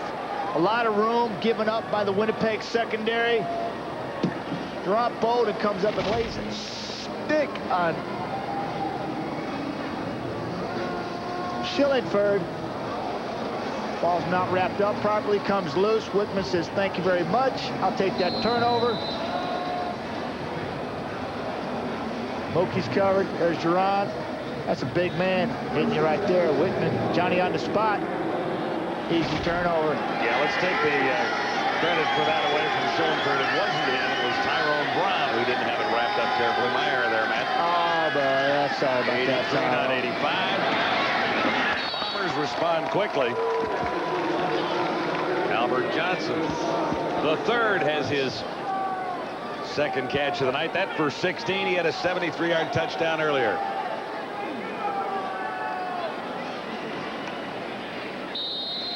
Kahari's just right on the money with this ball to Albert Johnson III. Kahari says, hey, I can respond, Kerwin. I can move my team. Pretty pass. Yeah, it is. Nice spiral. Another Blue Bomber first down. Lots of weapons for Kahari Jones. Corey Philpott. Continue to pound the run, not going away from it, trying to establish the line of scrimmage. Corey Philpott just right up in the heart of the defense of Toronto, right at Johnny Scott and Tyrone Rogers, continually trying to establish the interior, which is important for any offensive success. Jones good on 12 of 24, 268 yards, the 3 touchdowns, 1 interception. It's over 10 yards per completion right there. He's pushing the ball down the football field. Toronto's enabling him to do it because they're not jamming anybody at the line of scrimmage, just letting the receivers get him out of the secondary. Was that offside, did you think? Well, it just looked like a mess down there. Looks like the center didn't snap the ball and everybody else was moving. Yeah, well, there are 3 markers down. Offside! Let them call it. Dave Ritchie made the call for it. Offside on 3. We can hear Dave up here. Now to change their mind. 3 was offside. Dave saw it perfectly. Yeah, he saw it. He was all over it. Brad Elberg, guilty culprit. Look at him. He got that guilty look. But he's got something to say about it. Toronto, second down. Now, he didn't name Elberg, but Dave Ritchie told us, and I believe Dave. When you look at Brad's face and said everything. Elberg listed as a backup coming into this, usually a special teams guy. He leads the Argos in special teams tackles coming into this week. Now he's moved into a safety spot for Marcelo Simmons, at least for a Simmons is series bumped to or two. halfback. Simmons is bumped to halfback, and Alberg has come in at free safety. Quick timeouts for an injury. It's Adidas Friday Night Football. The Bombers are on top. The Argos are fighting for their playoff lives on Adidas Friday Night Football. Down by 4. The Blue Bombers are threatening, looking at second and a couple. Stay tuned following the game for the TSN Turning Point, brought to you by Super 8 Motel. This place for that kind of money? Not what you need to hear. Then stay here at Super 8. Clean, comfortable rooms because we inspect them more than any major economy chain. Clean, friendly Super 8. All the room you want. Matt Dunnigan thinks Capers has had a difficult night. That's why he's standing on the sidelines with the Argo defense on the field, and that's why we saw Elberg in at safety, right? That's right. Elberg goes to safety. Simmons moves out to the halfback position, gives Capers an opportunity to kind of take a different vantage point from what's going on, get a breather, maybe regroup. You often see it with quarterbacks, pull them out for a series, let them take, get another look at what's going on. Maybe we'll see him back in the game. Critical time for the Argonaut defense, looking at 2nd and 2. And that one was batted down at the line, so the defense comes through for the Argos. Perry right in the middle of things again. That's the second time we've seen Winnipeg in 2nd and short throw the football, and it hasn't worked out very well for him. We saw an interception by Capers, the man we just showed you, on the errant pass to Robert Gordon in the first quarter, and then there the ball's batted down the line of scrimmage, forcing them to kick a field goal here. I understand you got to mix it up, but when you got a guy like Corey Philpott who can bang it up in there, you think you can at least get 1 or 2. This ball will be spotted on the 40-yard line. Westwood hammers it. And he's got it through. Troy Westwood adds to the Blue Bomber lead with 3:24 to go in the 3rd quarter at Skydome.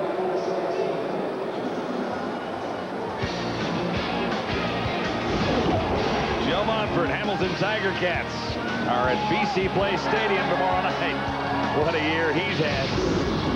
Damon Allen goes for the record. He is 175 yards shy of Ron Lancaster's all-time CFL passing yards record. I'm guaranteeing Damon Allen will get that tomorrow night. Oh, yeah, it's a give. Look at that in the first quarter. Yeah, CFL Live Ben Suter. Dave Randorf will have it for you beginning at 10 o'clock Eastern Time, 7 Pacific. Lions in a life and death struggle for the playoffs as well. Ticats trying to lock down second place because the Bombers can still catch Hamilton. Yeah, Hamilton just trying to get back on track. Great finish to CFL 2000. Little shovel pass, perfectly executed, and Jenkins turns it into a first down. Kerwin Bell feels a little urgency all of a sudden. He had a slow start. There's no question about that. Great cat and mouse game going on with the Argonaut offense and the Winnipeg defense. They've been running this draw tremendous, and then Winnipeg counters, just bringing men off the edge and say, I'm going to pop Kerwin in the mouth, we're going to contain, and then what do? They slide Jenkins back up underneath for a nifty little shovel pass, which is timely called and well executed.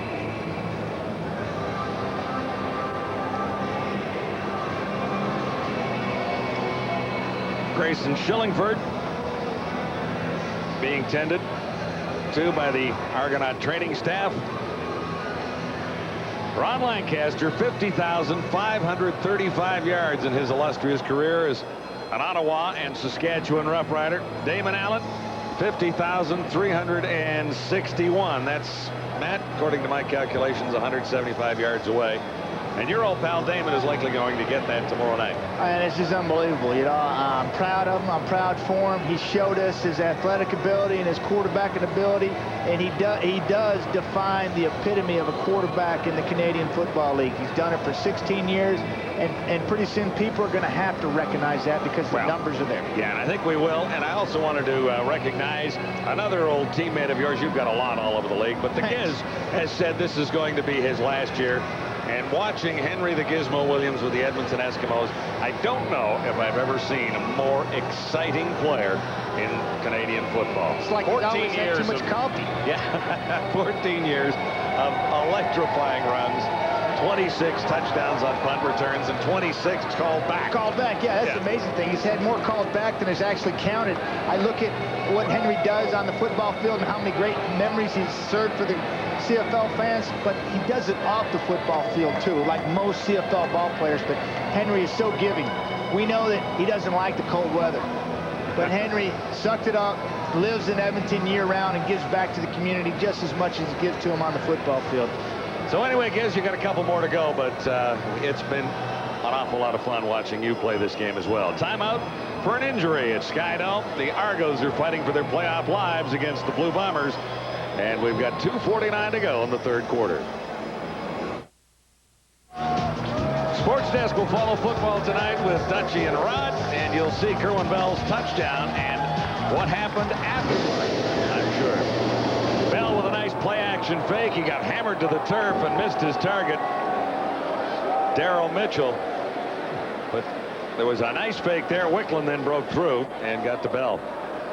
You talk about how a game kind of funnels you into what the play selection is going to be. I guarantee it, Toronto worked on probably 16 to 20 plays all week long and practice those in practice. And right now they're basically operating with 2 or 3 plays all based off the draw and the draw fake there, the play action of Kerwin and Michael Jenkins. That's what they're doing. They're going to the well because it's working. They're saying, stop us, Winnipeg. Saw the numbers on Kerwin. He's only missed 1 in his half. He's good on 8 of 9, connecting with Andrew English. English dropped one in the first half. He also made a tough catch in the first half. Redemption is there with a 16-yard gain on a critical down for the Argos. Opens up other things. It puts an element of doubt in the Winnipeg defense. A straight shotgun. Sit back. Great protection. Swack coming off the edge. Manages to get a little hand on Kerwin. And then English comes across and just makes a nice catch. You see Swack working on Morgan. Morgan pushes a good hard push, which enables Kerwin to get the ball off. But Swack trying desperately to get to Kerwin. Little razzle-dazzle on a reverse. Mitchell can't get around the corner. Well read. His first carry. And Brian Clark, number 48, broke up the play. Well, so we talked to Mike Clemens. I wanted to call him Clem or Pinball. We talked to Coach Clemens yesterday, and he says that, hey, we can't leave anything in our holster. We got to unload all our bullets, and if it's reverses, if it's trickery on specialty teams, we've got to do it because we can't take it with us. This is a must-win game for us, and there we see it reverse to Mitchell, trying to get a big play, create some more element of doubt in the Winnipeg defense. Loss of a half a yard. Second and long. Here's a chance. It's Tyrone Brown. Touchdown. All day to throw for Kerwin Bell. He's loving this. He's having a half now. He's got it dialed in, and he's on fire.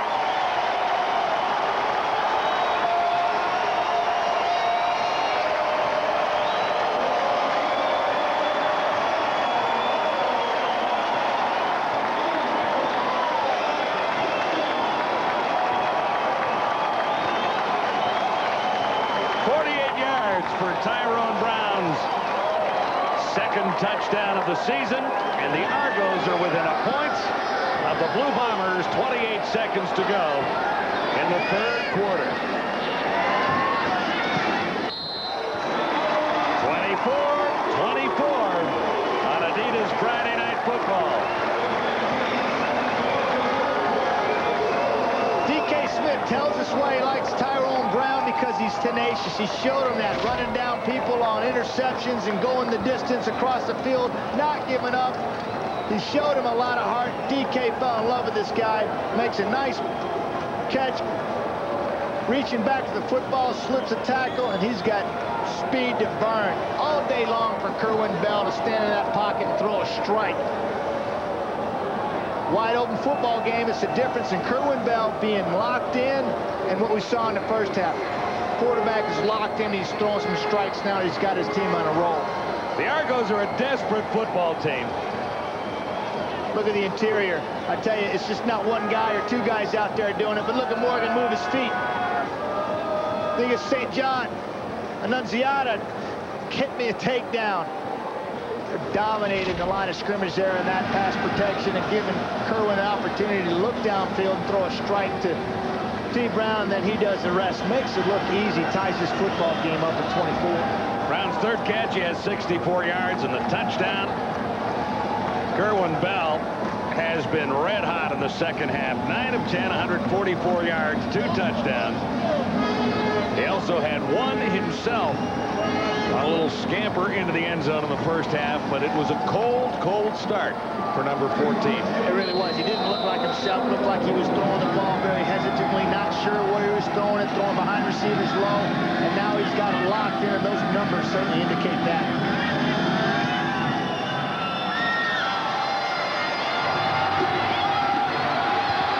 Marcus Howell returning for Winnipeg. And he's out to the 40. Not bad. Noel Prefontaine made the tackle. Kahari Jones, good on 12 of 25, 265 yards, 3 touchdowns, and the 1 interception. John, I was talking to Kahari before the game, and we were talking about his football team learning the killer instinct. It was 21-11 at halftime, or 21-10 at halftime, 11-point lead. See if they can put this team away, but Toronto's fought back. See if Kahari can respond, take control of this game, put his team back on top. Last play of the third quarter, and Kahari Jones will put it up. No one was home, no one was looking for the pass from Kahari Jones. Well, it's real simple. They had a swing. Albert Johnson III was the closest Blue Bomber to it. 15 minutes to go. It's all even at Skydome.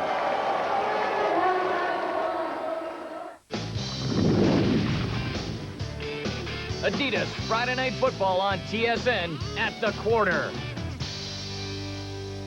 James, Eric, and Chris back with you, and perhaps the turning point of this game was when Kerwin Bell spiked himself. His voice is now higher, but his completion percentage is also way higher. Two different quarterbacks, first half to the second half, and all of a sudden, this has the makings of a great football game. Oh, it really does, and two different approaches to how to score points. You look at the Winnipeg Blue Bombers, all their points have come off of big plays. You look at the Toronto Argonauts, it's been much more sustained drives, and then at the right moment, Kerwin Bell makes the big play. So what do? I think Ryan Wickman has to be a bigger part. I don't know if you've got to isolate him on Jenkins, but they have to stop that running back, slow down those drives that the Argonauts have. In Toronto, they have to take away the big play because Winnipeg has not proven they can keep the ball for extended period of times, but they have proven they can go the distance in a single play, Eric. Yeah, Toronto, it's been a great quarter for them, Chris, no question about it. But if they lose this game, I think they're going to look back at two critical turnovers. And any coach will tell you turnovers will absolutely kill you.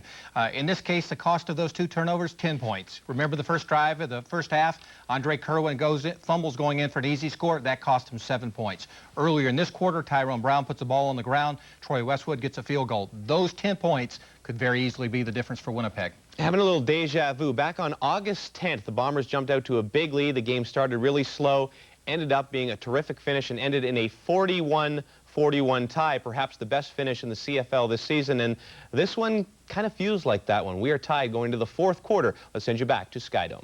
I do remember that game, guys, but it wasn't quite as exciting in regulation time between the Bombers and the Argonauts that night. Overtime, yes, it was something else. But regulation time, these two teams weren't half as efficient as they are here tonight. Slow start for the Argonauts, but Kerwin Bell has responded. Here are the numbers through three quarters. 268 passing yards compared to 230. Rushing only 33 for the Bombers, and that's a big difference, Matt, at 126 for the Argos. Sure Time is. of possession is evened up. You know, that offensive line and that running game really opened up this play-action pass off the draw fake and the little shovel and the things that Kerwin's been able to feed off of in the second half. He is simply on fire. He's got it dialed in. His team is in rhythm now, and see if the Winnipeg Blue Bombers can sustain a drive here and hopefully stop the bleeding.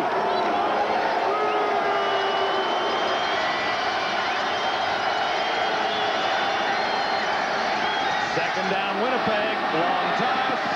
Elberg couldn't get over to make the interception. He had a beat on it. So the Bombers will kick it away as Kahari floats one. It was up for grabs, but a long way away from Elberg, who is playing safety now. Stiegel took exception to Brad Elberg coming over what he thought was a little bit late, and I kind of agree with him. This is a very errant throw by Kahari. Really not sure.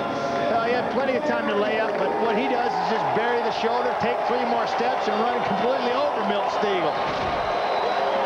Got to be a little put out with that one too, Milt. Little miscue by the Argonauts. They were 2 players short on this punt cover team, and now they're one over. It's Elberg trying to get off the field. He might have made it because there's no flag there. Confusion by the Argonauts, but the punt rolls out. No flags anywhere. 1st and 10 Toronto after a 36-yard punt. We're all even at Skydome. We're at Skydome, and tomorrow night CFL Live comes to you from the stadium at BC Place. Ticats and the Lions, a battle of the Cats, as Damon Allen goes to be the #1 passer all time in Canadian football against Hamilton. The Ticats are looking to secure 2nd spot in the East. NFL primetime Sunday night. Raiders at 6-1. Chargers at 0-7. Is time running out for Mike Riley in San Diego? I don't see it getting any better with that quarterback situation they have there. Now Ryan Leaf has an injured wrist and apparently went out golfing and hurt it again. Did you see that little note? I'd be all over that. If I was his teammate, I'd be slapping him upside the head, asking him to check his whole card. No chance for a play there for Kerwin Bell. The heat was on, and he was lucky to get it away and across the line. All even here at Skydome. A battle for a playoff spot. The Argonauts need a win tonight. We talked about to keep realistic hopes alive. I'm sorry, Matt. Sorry, we talked about it on the show, and I pointed out to James Duthie that every time in a football game, the game's up for grabs and it's in the balance, and you can go take and seize the opportunity. I think it's right here for one of these football teams. Well, right now, the opportunity is Kerwin Bell. No flags Skaggs in the coverage there. The pass was intended for Daryl Mitchell. Very tentative throw here by Kerwin. Looks like he's locked on target and he can't get off, and he's going, I'm going to Mookie, I'm going to Mookie, I don't care what there is. Mookie's up over the top. Kind of tough when a guy undercutting you like that. Ooh, that's lucky he didn't come the other way. There's Harold Nash was covering. Kerwin's looking, felt some pressure. Might have just thrown that one over everybody's head because you don't want to take a chance to turn over that way. Albert Johnson III is back. Noel Prefontaine across his 25 to get this one away. It's low and decently deep. Johnson reversed his field and might have lost a yard on the return. Maybe more than a yard. 1st and 10, Blue Bombers when we return to Adidas Friday Night Football. The virtual first down line is brought to you by Molson Canadian. I am Canadian. We've got a thriller on the second last weekend of the CFL season. 24-24. Winnipeg and Toronto battling for the final playoff spot in the CFL East. It belongs to the Bombers currently, who lead the Argonauts by 3. Toronto needs a win to have a chance of finishing 3rd in the East. 1st and 10, Winnipeg. To Harry Jones, hot hand to begin with. Corey Philpott has about 3, maybe 4. Looked like Dave Ritchie was going to have things his own way as this one began. Kerwin Bell started with a cool hand. Yeah, even alluded to the fact of, maybe being a little edgy about how everybody's talking about how, Toronto needs for things to go their way. Well, he was real concerned about things going his team's way, and it was in the first half, but certainly not here in the second half with Kerwin Bell and company being on fire. Bombers had a lead of 21-10 at halftime. It's evaporated, and it's even now. Ray Jones' coverage was tight. Simmons was covering on Stiegel. Old Mo has changed here, hasn't it, John? This is still a tentative pass by Kahari Jones. Off his back foot, isn't able to follow through. Great play. Great play by Simmons, who's moved over from the free safety spot in place of Capers, who was getting worked on very tough by Stiegel, and providing some tighter coverage, which the Toronto Argonauts were looking for. Great play coming over, hand reaching over the top, perfectly timed. Argo defense has taken over. Adrian Smith trying to get the Argos some field position here. Dragged down by the collar and tossed to the turf around the 45. -2 on the return after a 39-yard punt. One of the stories here in the second half, Kerwin Bell has been much better. And Kahari Jones, well, he slipped a little bit. 5 of Jones's last passes have been incomplete. Yeah, it's just, I think it's a frame of mind. Kerwin comes out in the second half knowing that he's got to be accurate, knowing that he's got to be pushing the football up the field, and that's exactly what he's done. He's fed off his running game of Michael Jenkins and the offensive line's protection and done a super job, whereas Kahari Jones, he's been kind of on the defensive, throwing on those back heels, throwing some errant passes, and play calling has been a little suspect as far as I'm concerned. Kerwin Bell, nice fake. A little mistake there. Someone had the miscue. The intended target was Daryl Mitchell, and he pulled up short about 25 yards away from where the pass bounced to the turf. Daryl's just going to come out and he's going to read the defense, and he feels like he's got 2 defenders over the top, so he's going to fly and die. He's going to stop. If those receivers are even, he's leaving. But if those DBs were even, then he's leaving, meaning he's going to continue on his route. But if they're high and over the top, you're going to stop and sit down. And that's exactly what he did. Just some miscommunication by quarterback and receiver. I think Kerwin would like to have that one back. This is 2nd and 10. And no one is home there. That one, too. Yeah. Back to back. Okay, we're talking about it, John. The game's in the balance. Somebody's got to take control and go grab this game and the opportunity because it's just sitting there right now. Nobody is executing right now. Go out there and make a play. 2 and out for the Bombers, 2 and out for the Argos. A couple of times, back and forth, back and forth. Now, it's just get into a lull. Let's go. Let's pick it back up. Let's lock in. Talk to the troops. Slap some heads. Get people locked in. Let's make a play. Who's going to make a play? Challenge your people around you right now.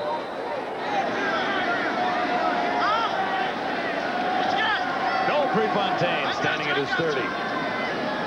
Albert Johnson III back near his 30. Nice snap. Prefontaine got it away barely, and Weathers has it.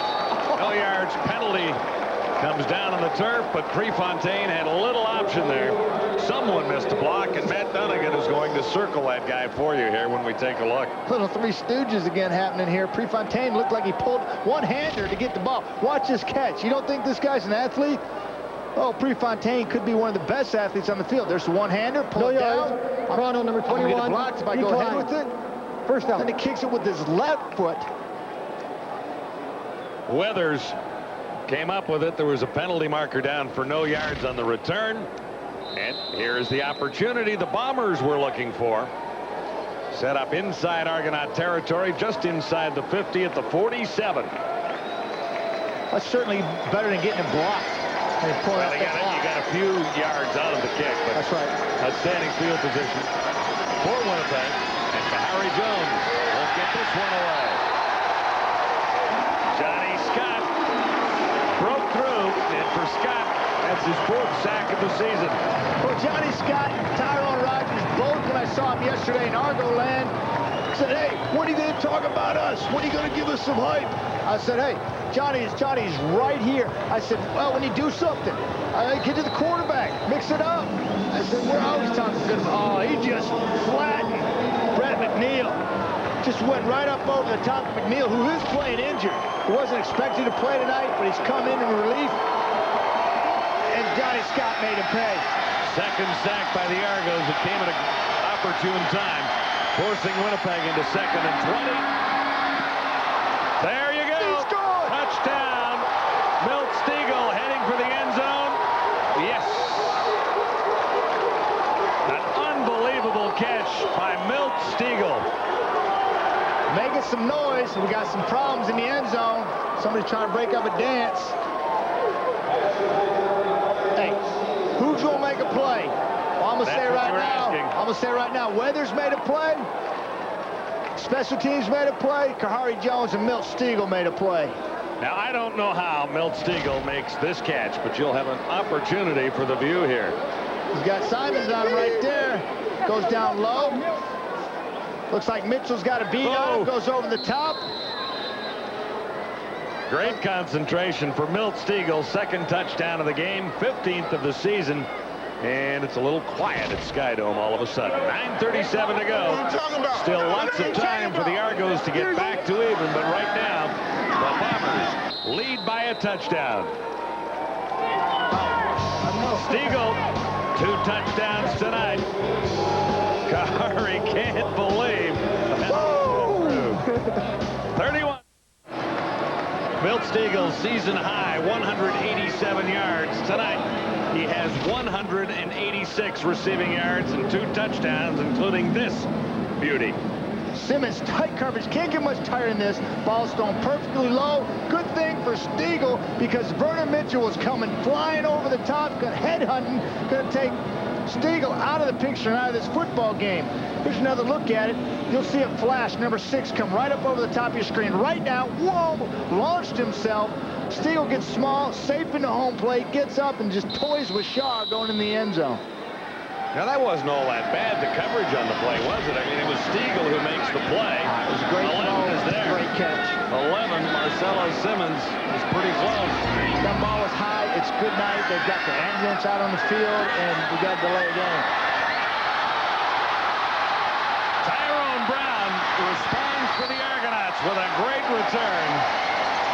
And unfortunately, one of our camera guys down there got in the way on the sidelines. He got a hit. 44 on the return for Tyrone Brown. He's been doing that all night. All night long, Tyrone Brown has been having a night, whether it's on these returns, whether it's receiving and running the ball. D.K. Mitchell said that he loves this kid. He showed him a lot this year. He was a little skeptical coming in because he had heard some things about Ty Brown, that he didn't have a big heart, that he's going to take plays off. Well, that's not what Tyrone Brown's all about. He's come in here and proved to DK and the rest of his teammates that he's got desire. And he showed it last week by running a receiver down. It was the last guy, had an angle on him, caught him at the 5-yard line, didn't give up. That sparked the rest of the football team and showed DK that this guy does have heart and wants to play. Brown has his second touchdown of the season tonight, a 48-yard beauty. The Argonauts are down by a touchdown, 31-24, on the most important night of the Toronto season. And with the start the Argos got, there have been many crucial games for this football team since the start was 1-6-1. Mike Pinball Clemens took over at that point, and Clemens has won 4 of the 6 games that he has been on the sidelines as the head coach only. Somehow or other, he has inspired this Argonaut team. Matt, I know there's a lot of areas where the Argos could use a little more talent, and obviously they'll have to address that in the offseason, but somehow or other Clemens has pulled off, I'm not going to say miracles, but he has inspired this team to not quit. And they could have tonight easily when they were down 21-10. Well, they really have, and I don't think that Mike is waiting until next year to try the rebuilding process of this football team with the additions of people like Blue, and then you get Morgan in mid-stride. To me, this is just a positive. You get Burst coming on board. You bring Kemp over right away. You bring Bell over right away. He's doing that rebuilding process as we speak. Well, and he had to do a little bit of that. Here's Michael Jenkins, who's run wild for the Argos at times tonight. There's another nice run, more than halfway to a first down from Michael Jenkins. Again, it's off the left side, following Morgan, St. John, Annunziata, just off that left side. The play action, the draw out of the shotgun formation has been working for Toronto like gold all night long.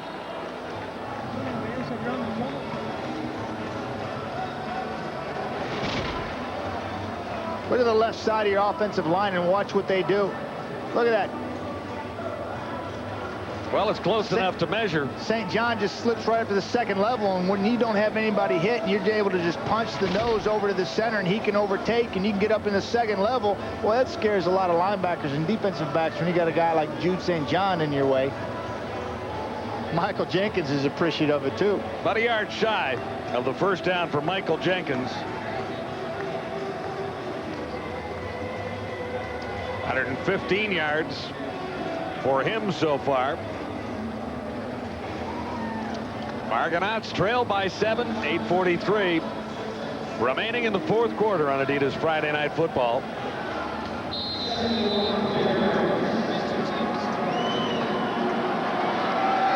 Well, Winnipeg has chose to run the ball in these situations, or throw the ball in these situations. See what Toronto does. Tony Burst is what Toronto does. There you go. That's a good idea. Move the chains, get you 3 more downs to work with. It's enough for the first down for Tony Burst. Did we bet $5 on that one too? You just want to clean the bank tonight, don't you? All right. I made 5 on him earlier. That's right. I'm in the hole. Well, with 8:06 to go, the whole season is on the line for the Argonauts. They knew it was going to be like this after a rocky start. Simply put, the Argos have to win tonight to have a hope of the playoff. There's English. No catch. Andrew English got his hands on it. There was good coverage there. And he drew a couple of Blue Bombers back there, including Brandon Hamilton. Dave Donaldson was also back, but English almost found a seam. This is catchable football, and if you're going to be in the playoffs and you're going to make a wave in the playoffs, you've got to make these plays. Yes, it's a tough catch, and you may think I'm being hard on Andrew English, but you've got to come up with these plays, especially when you're behind, 8 minutes to go. Season's on the line. You'll come up with that play. And when Toronto becomes a good quality football team, they'll be making those plays in these critical situations. Kerwin Bell has missed his last 5. This is critical on 2nd and 10. And English was in the vicinity again and not close enough to the football to make a play. Somehow or other, he broke off the pattern at the wrong time. So you've got number 87 as your best player, best receiver. Why are you going to number 8 back-to-back? Twice in a row. Twice in a row you go to English. But a lot of times the defense dictates where you go with the football. You know, yes, you'd like to go to Mitchell, right? Who wouldn't? And obviously he gets special attention. That's right. You know, he draws double and triple coverage, and so sometimes you have to go the other way. Defenses are smart to give them credit, and that's more than likely the case. But they did have English going up the seam, had the safety down, and then he dropped that ball there. Well, a pretty good punt by Prefontaine. The return is limited, so if the Argonauts can hold the Bombers here in the 5-yard area or force them to kick in a hurry after a 48-yard punt, Toronto will have good field position. The question is if. And the Argos have given up some big plays tonight. 7:07 in the final quarter of Toronto's most important game of the season. It all hangs in the balance here. We asked a question earlier, John, about, you know, who would have thunk it, or who would have thought, you know, people would have thought that this football team would have been in this situation. I didn't think it. I don't think anybody did, but Pinball believed it. He got his team to buy into it, and they're giving themselves a chance with 7 minutes to go to actually continue their playoff hopes. Bombers begin at the 5. Flags are down, and so is Corey Philpott. We think there might be holding there. Talked about the Argonauts' most crucial game of the season. They have to win tonight to have a chance of grabbing a playoff spot in the East. Winnipeg gets another opportunity with a 3-point lead on Toronto. Holding, Winnipeg, number 60, decline. Bombers will be home to the Eskimos in their final regular season game. So, Talk about some athletes on the field that night. And we'll be there for that one. Adidas Friday Night Football at Winnipeg Stadium. That'll be the farewell to Henry Gizmo Williams' regular season anyway, but the Eskimos have qualified for the playoffs. Kahari Jones, slip coming out, still got it away, but good defense by the Argonauts. Adrian Smith came up with the play, and the Argos have forced the Bombers into a punting situation deep in Winnipeg territory. Oh, it's getting tangled up. Getting tangled up right there. That takes a shot. Tyrone Rogers, you want some play? You want some airtime? You just got some. He's the next Bomber. Tyrone Rogers. Oh, that hurt. That hurt up here. There's just a big old club coming down right in your face. He got tangled up with the offensive lineman. A great defensive play to knock that ball out of Stiegel's hands, because Stiegel had both his mitts on it.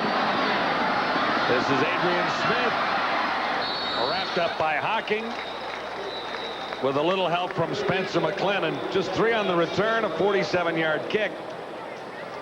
We'll check out the infraction, however. 5:59 to go. The Bombers lead it 31-24. And Westwood may get another chance Offside, to kick this. Toronto, number 2, 3rd down, repeat it. Sounds like that's true.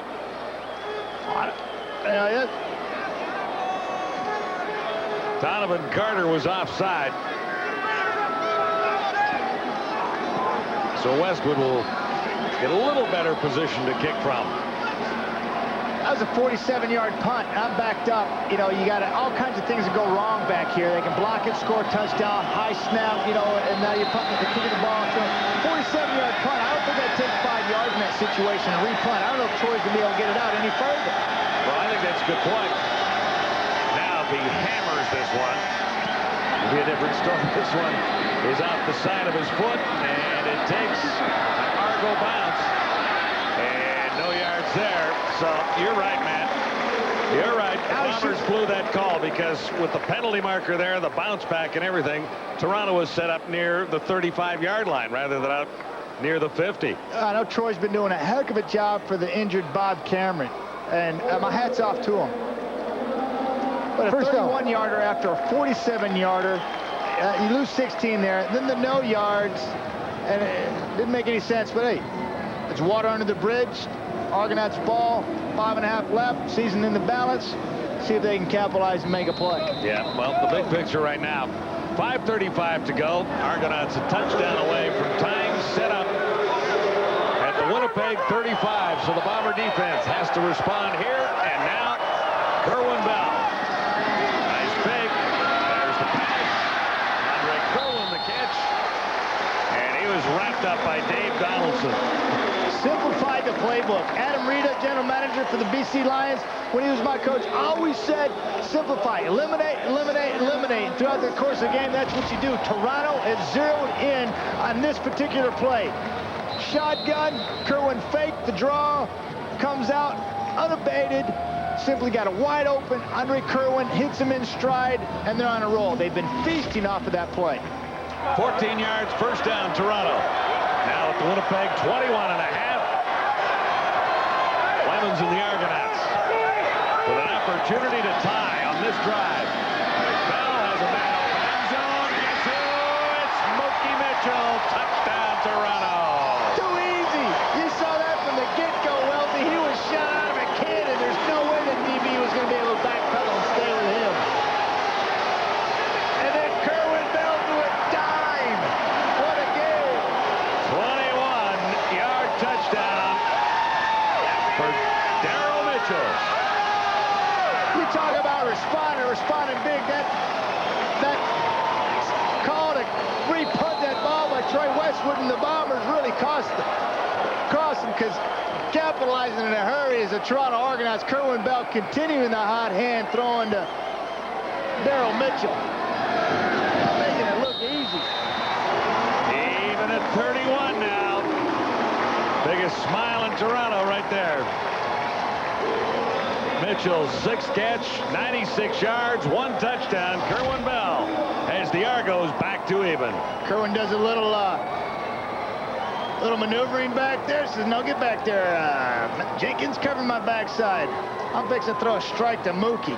You talk about coming off the line of the scrimmage. Here he comes, motioning, gone. Look at, he's flat-footed. He's simply flat-footed. Donaldson is standing flat-footed with a full-speed Mookie Wilson coming right at you. It's all over. Mitchell's going to do this 24/7 every time. Kerwin knows he threw a strike. Daryl Mitchell's 14th touchdown reception of the season.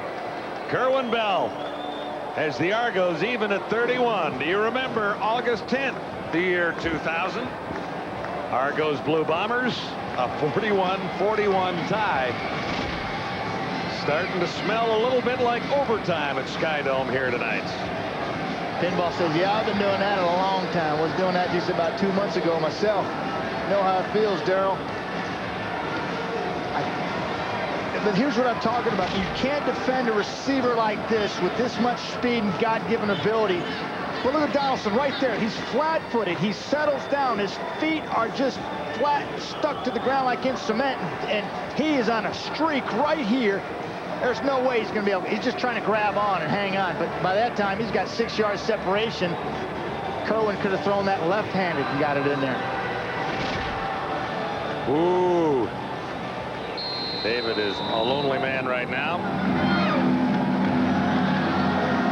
Kerwin Bell in the first half ties for 86 yards. In the second half, he is now hit for 179. And the touchdowns we have shown you, it is all even at Skydome. Bombers have the ball. And Marcus Howell tries to find a way out of there. He won't. Argos are everywhere, and he's stacked up at the 30. 7 on the return, 4:09 and left in the ball game. And here comes Kahari Jones. 4 touchdowns tonight, 13 of 30. He was a lot sharper in the first half than he has been in the second, although he's tossed for 324 yards overall. Continued on the big play binge, though. I mean, going to his targets. Oh, yeah. Milt Stegall making DBs look silly. Daryl Mitchell on the other end making DBs look silly. I tell you what, these defensive backs have got a tough job on their hands tonight, slowing down these all-star receivers, because this is like a track meet. It is a track meet. And the Bombers have a pretty good 4x100 relay team. Near side. Oh, no! Johnson breaks away. Elberg over to force him out. 3:45 to go. Albert Johnson III had a 73-yard touchdown earlier. That was a 26-yard reception. Made the catch and made the move. Oh, I tell you, Brad Elberg has to come from miles away, and my partner Glenn Suter can vouch for this. It seems like an eternity. When you see your Shaw miss here, he's got to come a long way to stop a speedster. Does a decent job just to force him out of bounds 26 yards later. You can see the respect that Johnson's getting. Shaw is just way off, hitched to the field. He's got time to move and get downfield. There's a great finish here. So much on the line for both teams. Philpott made a decent move, but only got 3 yards out of it. Glenn Young just got his left arm in there and just hooked him by the leg and refused to let him cut back on him. Great job by Glenn Young coming up with a big play, because you never know. This may be the difference in the game right here, stopping him because he's got room to go. Glenn Young's going to come from the top of the screen, and here comes the arm, boom, right there, and flips him down. That could be the biggest play of the game, but you don't know it. You may not be able to recognize it or go back to it, but I'm telling you, that's a huge play at this point in the ball game. 3 minutes to go on Adidas Friday Night Football. Everything is on the line, and it's all even at 31.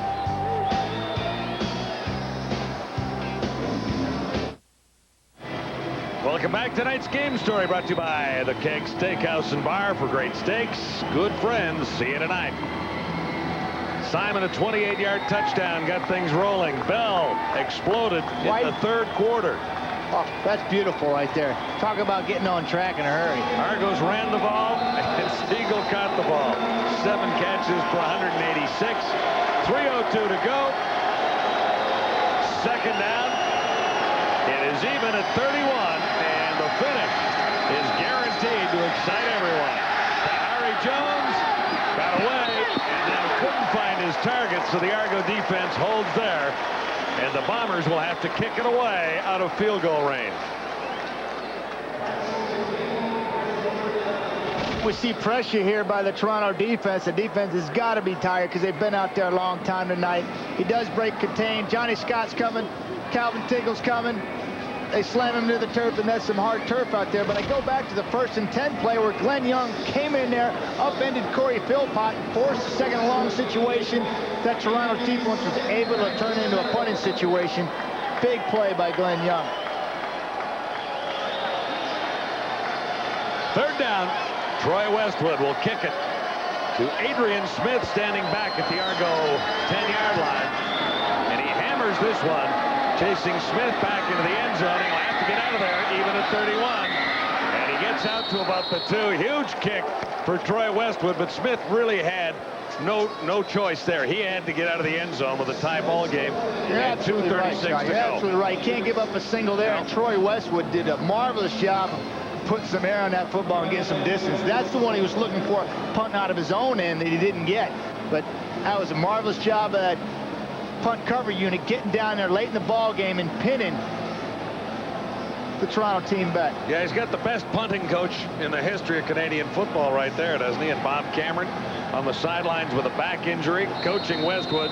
You know, you got Louis Basagler, you know, retiring after this season, and love you Louis night tomorrow or in a couple of days. And yeah, Bob that's next Cameron, week, actually. Yeah, the last week of the season. And then Bob Cameron, you talk about phenomenal. You talk about some greats. We're looking at 2 right there. Well, Louis having a season as a place kicker. He's really had a great time. First down, Argonauts. Mitchell makes the catch. It's all on the line for the Argos here. There's lots of time to march down the field. And what Clemens would really like to do here and now is make it a slow march to take as much time off the clock and keep possession of the football as he can. Yeah, we ain't seen the slow march the whole game. It's been big play, bombs, it's been up and down the field, play action for the Argonauts again and again and again. And here we see it. Makes the catch and got away from Bolden for a split second. He's short of the first down. 9 yards. Steve Goldman, an old offensive coordinator, used to say, hey, when something works, you go to it, and it's exactly, and you go to it, and you go to it, and you go to it till the defense stops. Well, Winnipeg hasn't stopped this play all night long. The play action, the draw off of that, Kerwin Bell's been wearing it out, and what a great time to do it when the season's on the line. Got to drive 107 yards down the length of the football field, and he's hit it 2 plays in a row. Second down, a yard to go. The Argonauts. 2:14 remaining. Here's Jenkins. He escapes and will have the first down with lots to spare. He's run extremely well tonight. Another 5 yards there. How about Westwood tonight? Talked about one punt that got away from him, but he's had 5 over 50 yards and the 54-yarder to get the Argos down to the 2-yard line. Cameron What's who? a beauty. Well, no, you can't say that about Bobby. No, you can't. Hey. And I don't want to. I was only and I'll tell you what, Bob is welcome to come back next year. Dave Ritchie has said that. He wants him back in the lineup, but he can't finish this season. Here's Bell. Hit as he fired. Mitchell has it. Another Argonaut first down. They're making the plays now when they have to. Tie ball game, 150 left. Kerwin hanging in there. Some tough pressure. Nash is trying to corral Mitchell. Mitchell, a veteran move, a little push off there, gets away with one, and Nash is pointing to him, saying, help me, he's coming across. Too late, move the chains. Minute 47 to go. First down, Toronto. Jenkins hammered after about a 2-yard gain. Mike Clemens, true to his word, saying he would use Jenkins tonight and had to use Jenkins to make this offense work. McGrigg said, I have enough of that. Tired of it. You've gone for over 115 yards. Tired of that. He says, no further. Stopped him for a 3-yard gain, which is a lot better than his 7+ average he's going in this tonight. Well, the Argos season is on the line again, here and now. Toronto has to win a ball game. It's second down. Jenkins turns the corner. What a move by Michael Jenkins. He's inside the 50. Jenkins looked to be trapped.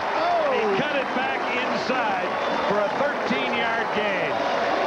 Argos getting close to a chance to win this one. Look how quick he is.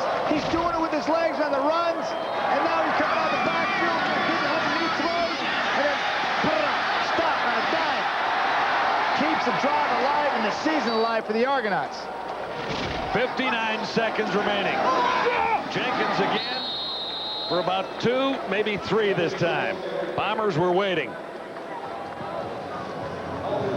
Now, the ball is spotted near the 45 at the 47. Prefontaine will be thinking about the opportunity he has to win this one on the sidelines for the Argonauts, but not yet. This is second down. Well, you need a single, field goal, whatever. You just need a point. And we saw Marini earlier kick a 44-yarder, and he had about 20 yards to spare, so I got to think they're in Marini's range right now. Well, Marini is the field goal guy. Prefontaine the punter. Kerwin Bell the quarterback, and he was hit as he fired that one. He was absolutely hammered, and Bell has been on his feet most of this night. We watched Kerwin hit the turf many times, but Ron Alfred Warner Payton's coming off there. the edge, number 98. Puts a shellacking right off the top of your screen. Does a spin move on Morgan, and then lifts Kerwin, and then staples him on his shoulder to the turf. Here comes Ron, right up over the top, spin move on Morgan, staple. And Payton from the other side, but it was Warner coming through. Yeah, you know that hurts. Mike's been on the end of a lot of those. Well, no worse than even as it stands right now for the Argonauts. 31-31. Out of field goal range for Marini. This guy's liable to punt the ball in the end zone with Prefontaine's leg. He's got a strong leg, leads the league in punting. Well, his average coming into the game, 48.1. That's number 1. But he's on his side of the field, standing out near the 50. This would be a hammer job if he can get it into the end zone. Prefontaine is behind it. Whoa, he sails it. Albert Johnson III is there. Can he get out of the end zone? Did they roll him out? They say single point. A single point for the Argos. Johnson is down. He tried to get out. Prefontaine, boom, 158-yarder. Woo! There's a referee hurt down on the field. There's 20 seconds left on the clock. But the referee was on the spot and called a single because Johnson couldn't get out of the end zone. They needed the end zone cones on that one because they came into play. Good thing we got those at the start of the game. Well, if you joined us late, those markers at the corners of the end zone were not here when the game began. But there are injuries on the field. One of the officials and one of the Winnipeg Blue Bombers. Watch again from a higher angle. Does he get out? I think the call was right. He doesn't. He's forced out.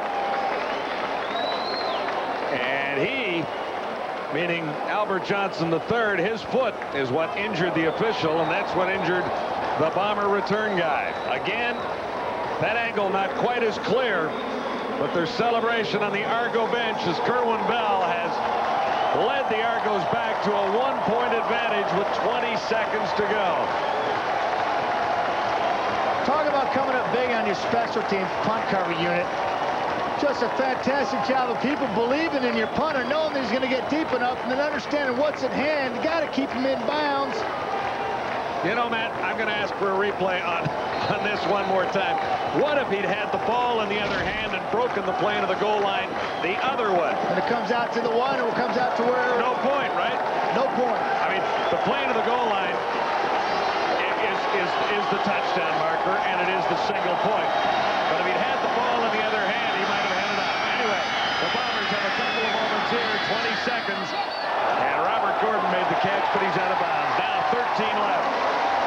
Well, sometimes there are miracle finishes to a football season. The Argos are not in the playoffs yet, but they are still alive. Gordon trying to get his feet down. The ball's wobbling, sailing on Kahari a little bit, and clearly he's 6 inches out of bounds easily. Great effort, just not getting it done right there. But yes, John, if Albert has the ball in the other hand, which you're told not to because you keep it in the farthest hand away from the defender, but that would have broken the plane. He breaks the plane and the ball's in play, and you get no the point. single. Potentially no point. The point counted. The Argos have the lead. Kahari Jones has one more opportunity and overthrew Gordon that time. So the Argonauts lead it by a point. 7 seconds remain on the clock. This guy has done quite a job with this football team after taking over the disaster left behind by John Heward. Mike Pinball Clemens is on the verge of his 5th win and keeping the Argonauts' dream of a playoff spot alive for one more week. The Argos have one more game to go. It's in Montreal. If they can hang on here, they're within a point of the Blue Bombers. And then all they can do is hope for next week and hope the Bombers can't beat the Eskimos. Could be the last play of the game. And the catch. No catch on the far side. Zeros on the clock. How about that? It's still alive. Still a long shot. The Argonauts have to beat Montreal next week. Then they could surpass the Bombers. The Bombers still have a point lead on the Argonauts. The Argos need a little help. Anything can happen. Well, and Winnipeg will play Edmonton next week. Dave Ritchie had a 21-10 lead at halftime. Mike Clemens came back.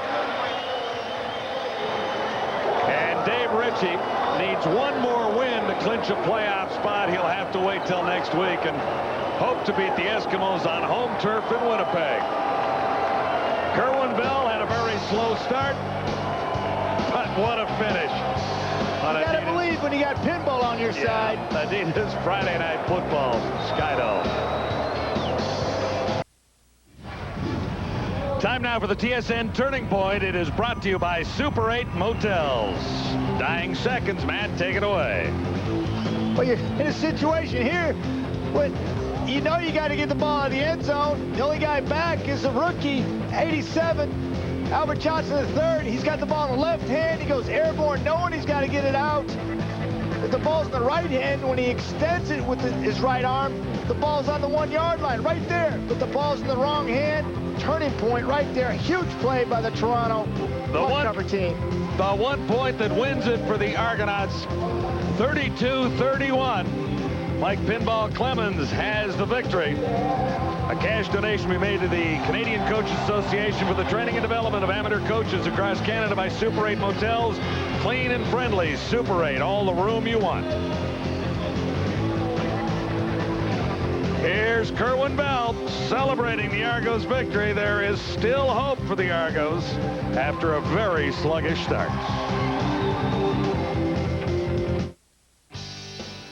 What a thrilling end. You know, there are people that don't like the single-point rule in the CFL, but when it ends like that, it's hard to argue against. What a terrific finish, and what a unique way to finish this one. And Mitchell and Stiegel, boy, we saw a couple of great receivers. They are now the 2 leading receivers in the league yardage-wise. And Daryl Mitchell gets our game ball, gets double-teamed every game, all game, and still dominating. 122 yards and 1 TD in this game. He's second to Stiegel now overall in yards in the CFL.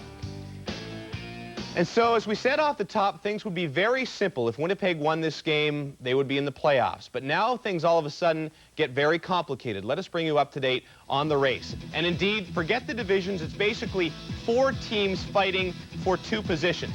Here's what you need to know. If Winnipeg wins its last game against Edmonton, they're in the playoffs. If BC wins one of its last 2 games, it's in the playoffs. Here's what has to happen for Toronto. They have 2 different chances here. If they beat Montreal and Winnipeg loses, Toronto would make it in the East. If Toronto beats Montreal or ties Montreal and BC loses both of its games, then Toronto would cross over and be the 3rd team in the West. So if you cut all that, Saskatchewan, by the way, needs a lot of help. I won't even get into them.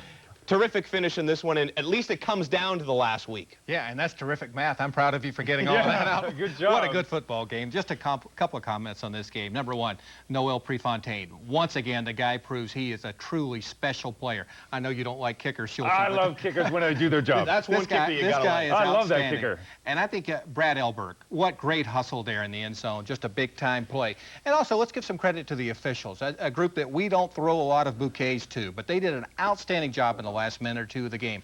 The single point on Albert Johnson, we had to see it 4 or 5 times before we knew there was a correct call. They made the right call. The Robert Gordon catch or non-catch on the sidelines, right call again, Schultz. Well, if I got to throw a bouquet to someone, I'm going to throw it to Kerwin Bell, because I thought in the second half he outplayed Kahari Jones. And what was funny is he made the play sprinting out of the pocket. Good game by Kerwin Bell in the second half. Sprinting? All right. Sprinting. Yeah, a lot of heroes for the Argos on this game, as you say. Bell was impressive. Mitchell was huge. Jenkins was crucial. And that play at the end of the game, Brad Elberg, first of all, Prefontaine with the punt, and then Elberg diving at the last second. And that saves the Argos season, at least for another week. We've got Hamilton and BC tomorrow. Damon Allen tries to make history, and Argo fans have to root for the Ticats. Check out tsn.ca/CFL for all your league information. The desk is next. All the hockey story, plus post-game reaction from this game. The Argos are alive! This has been a presentation of TSN, Canada's most watched sports network.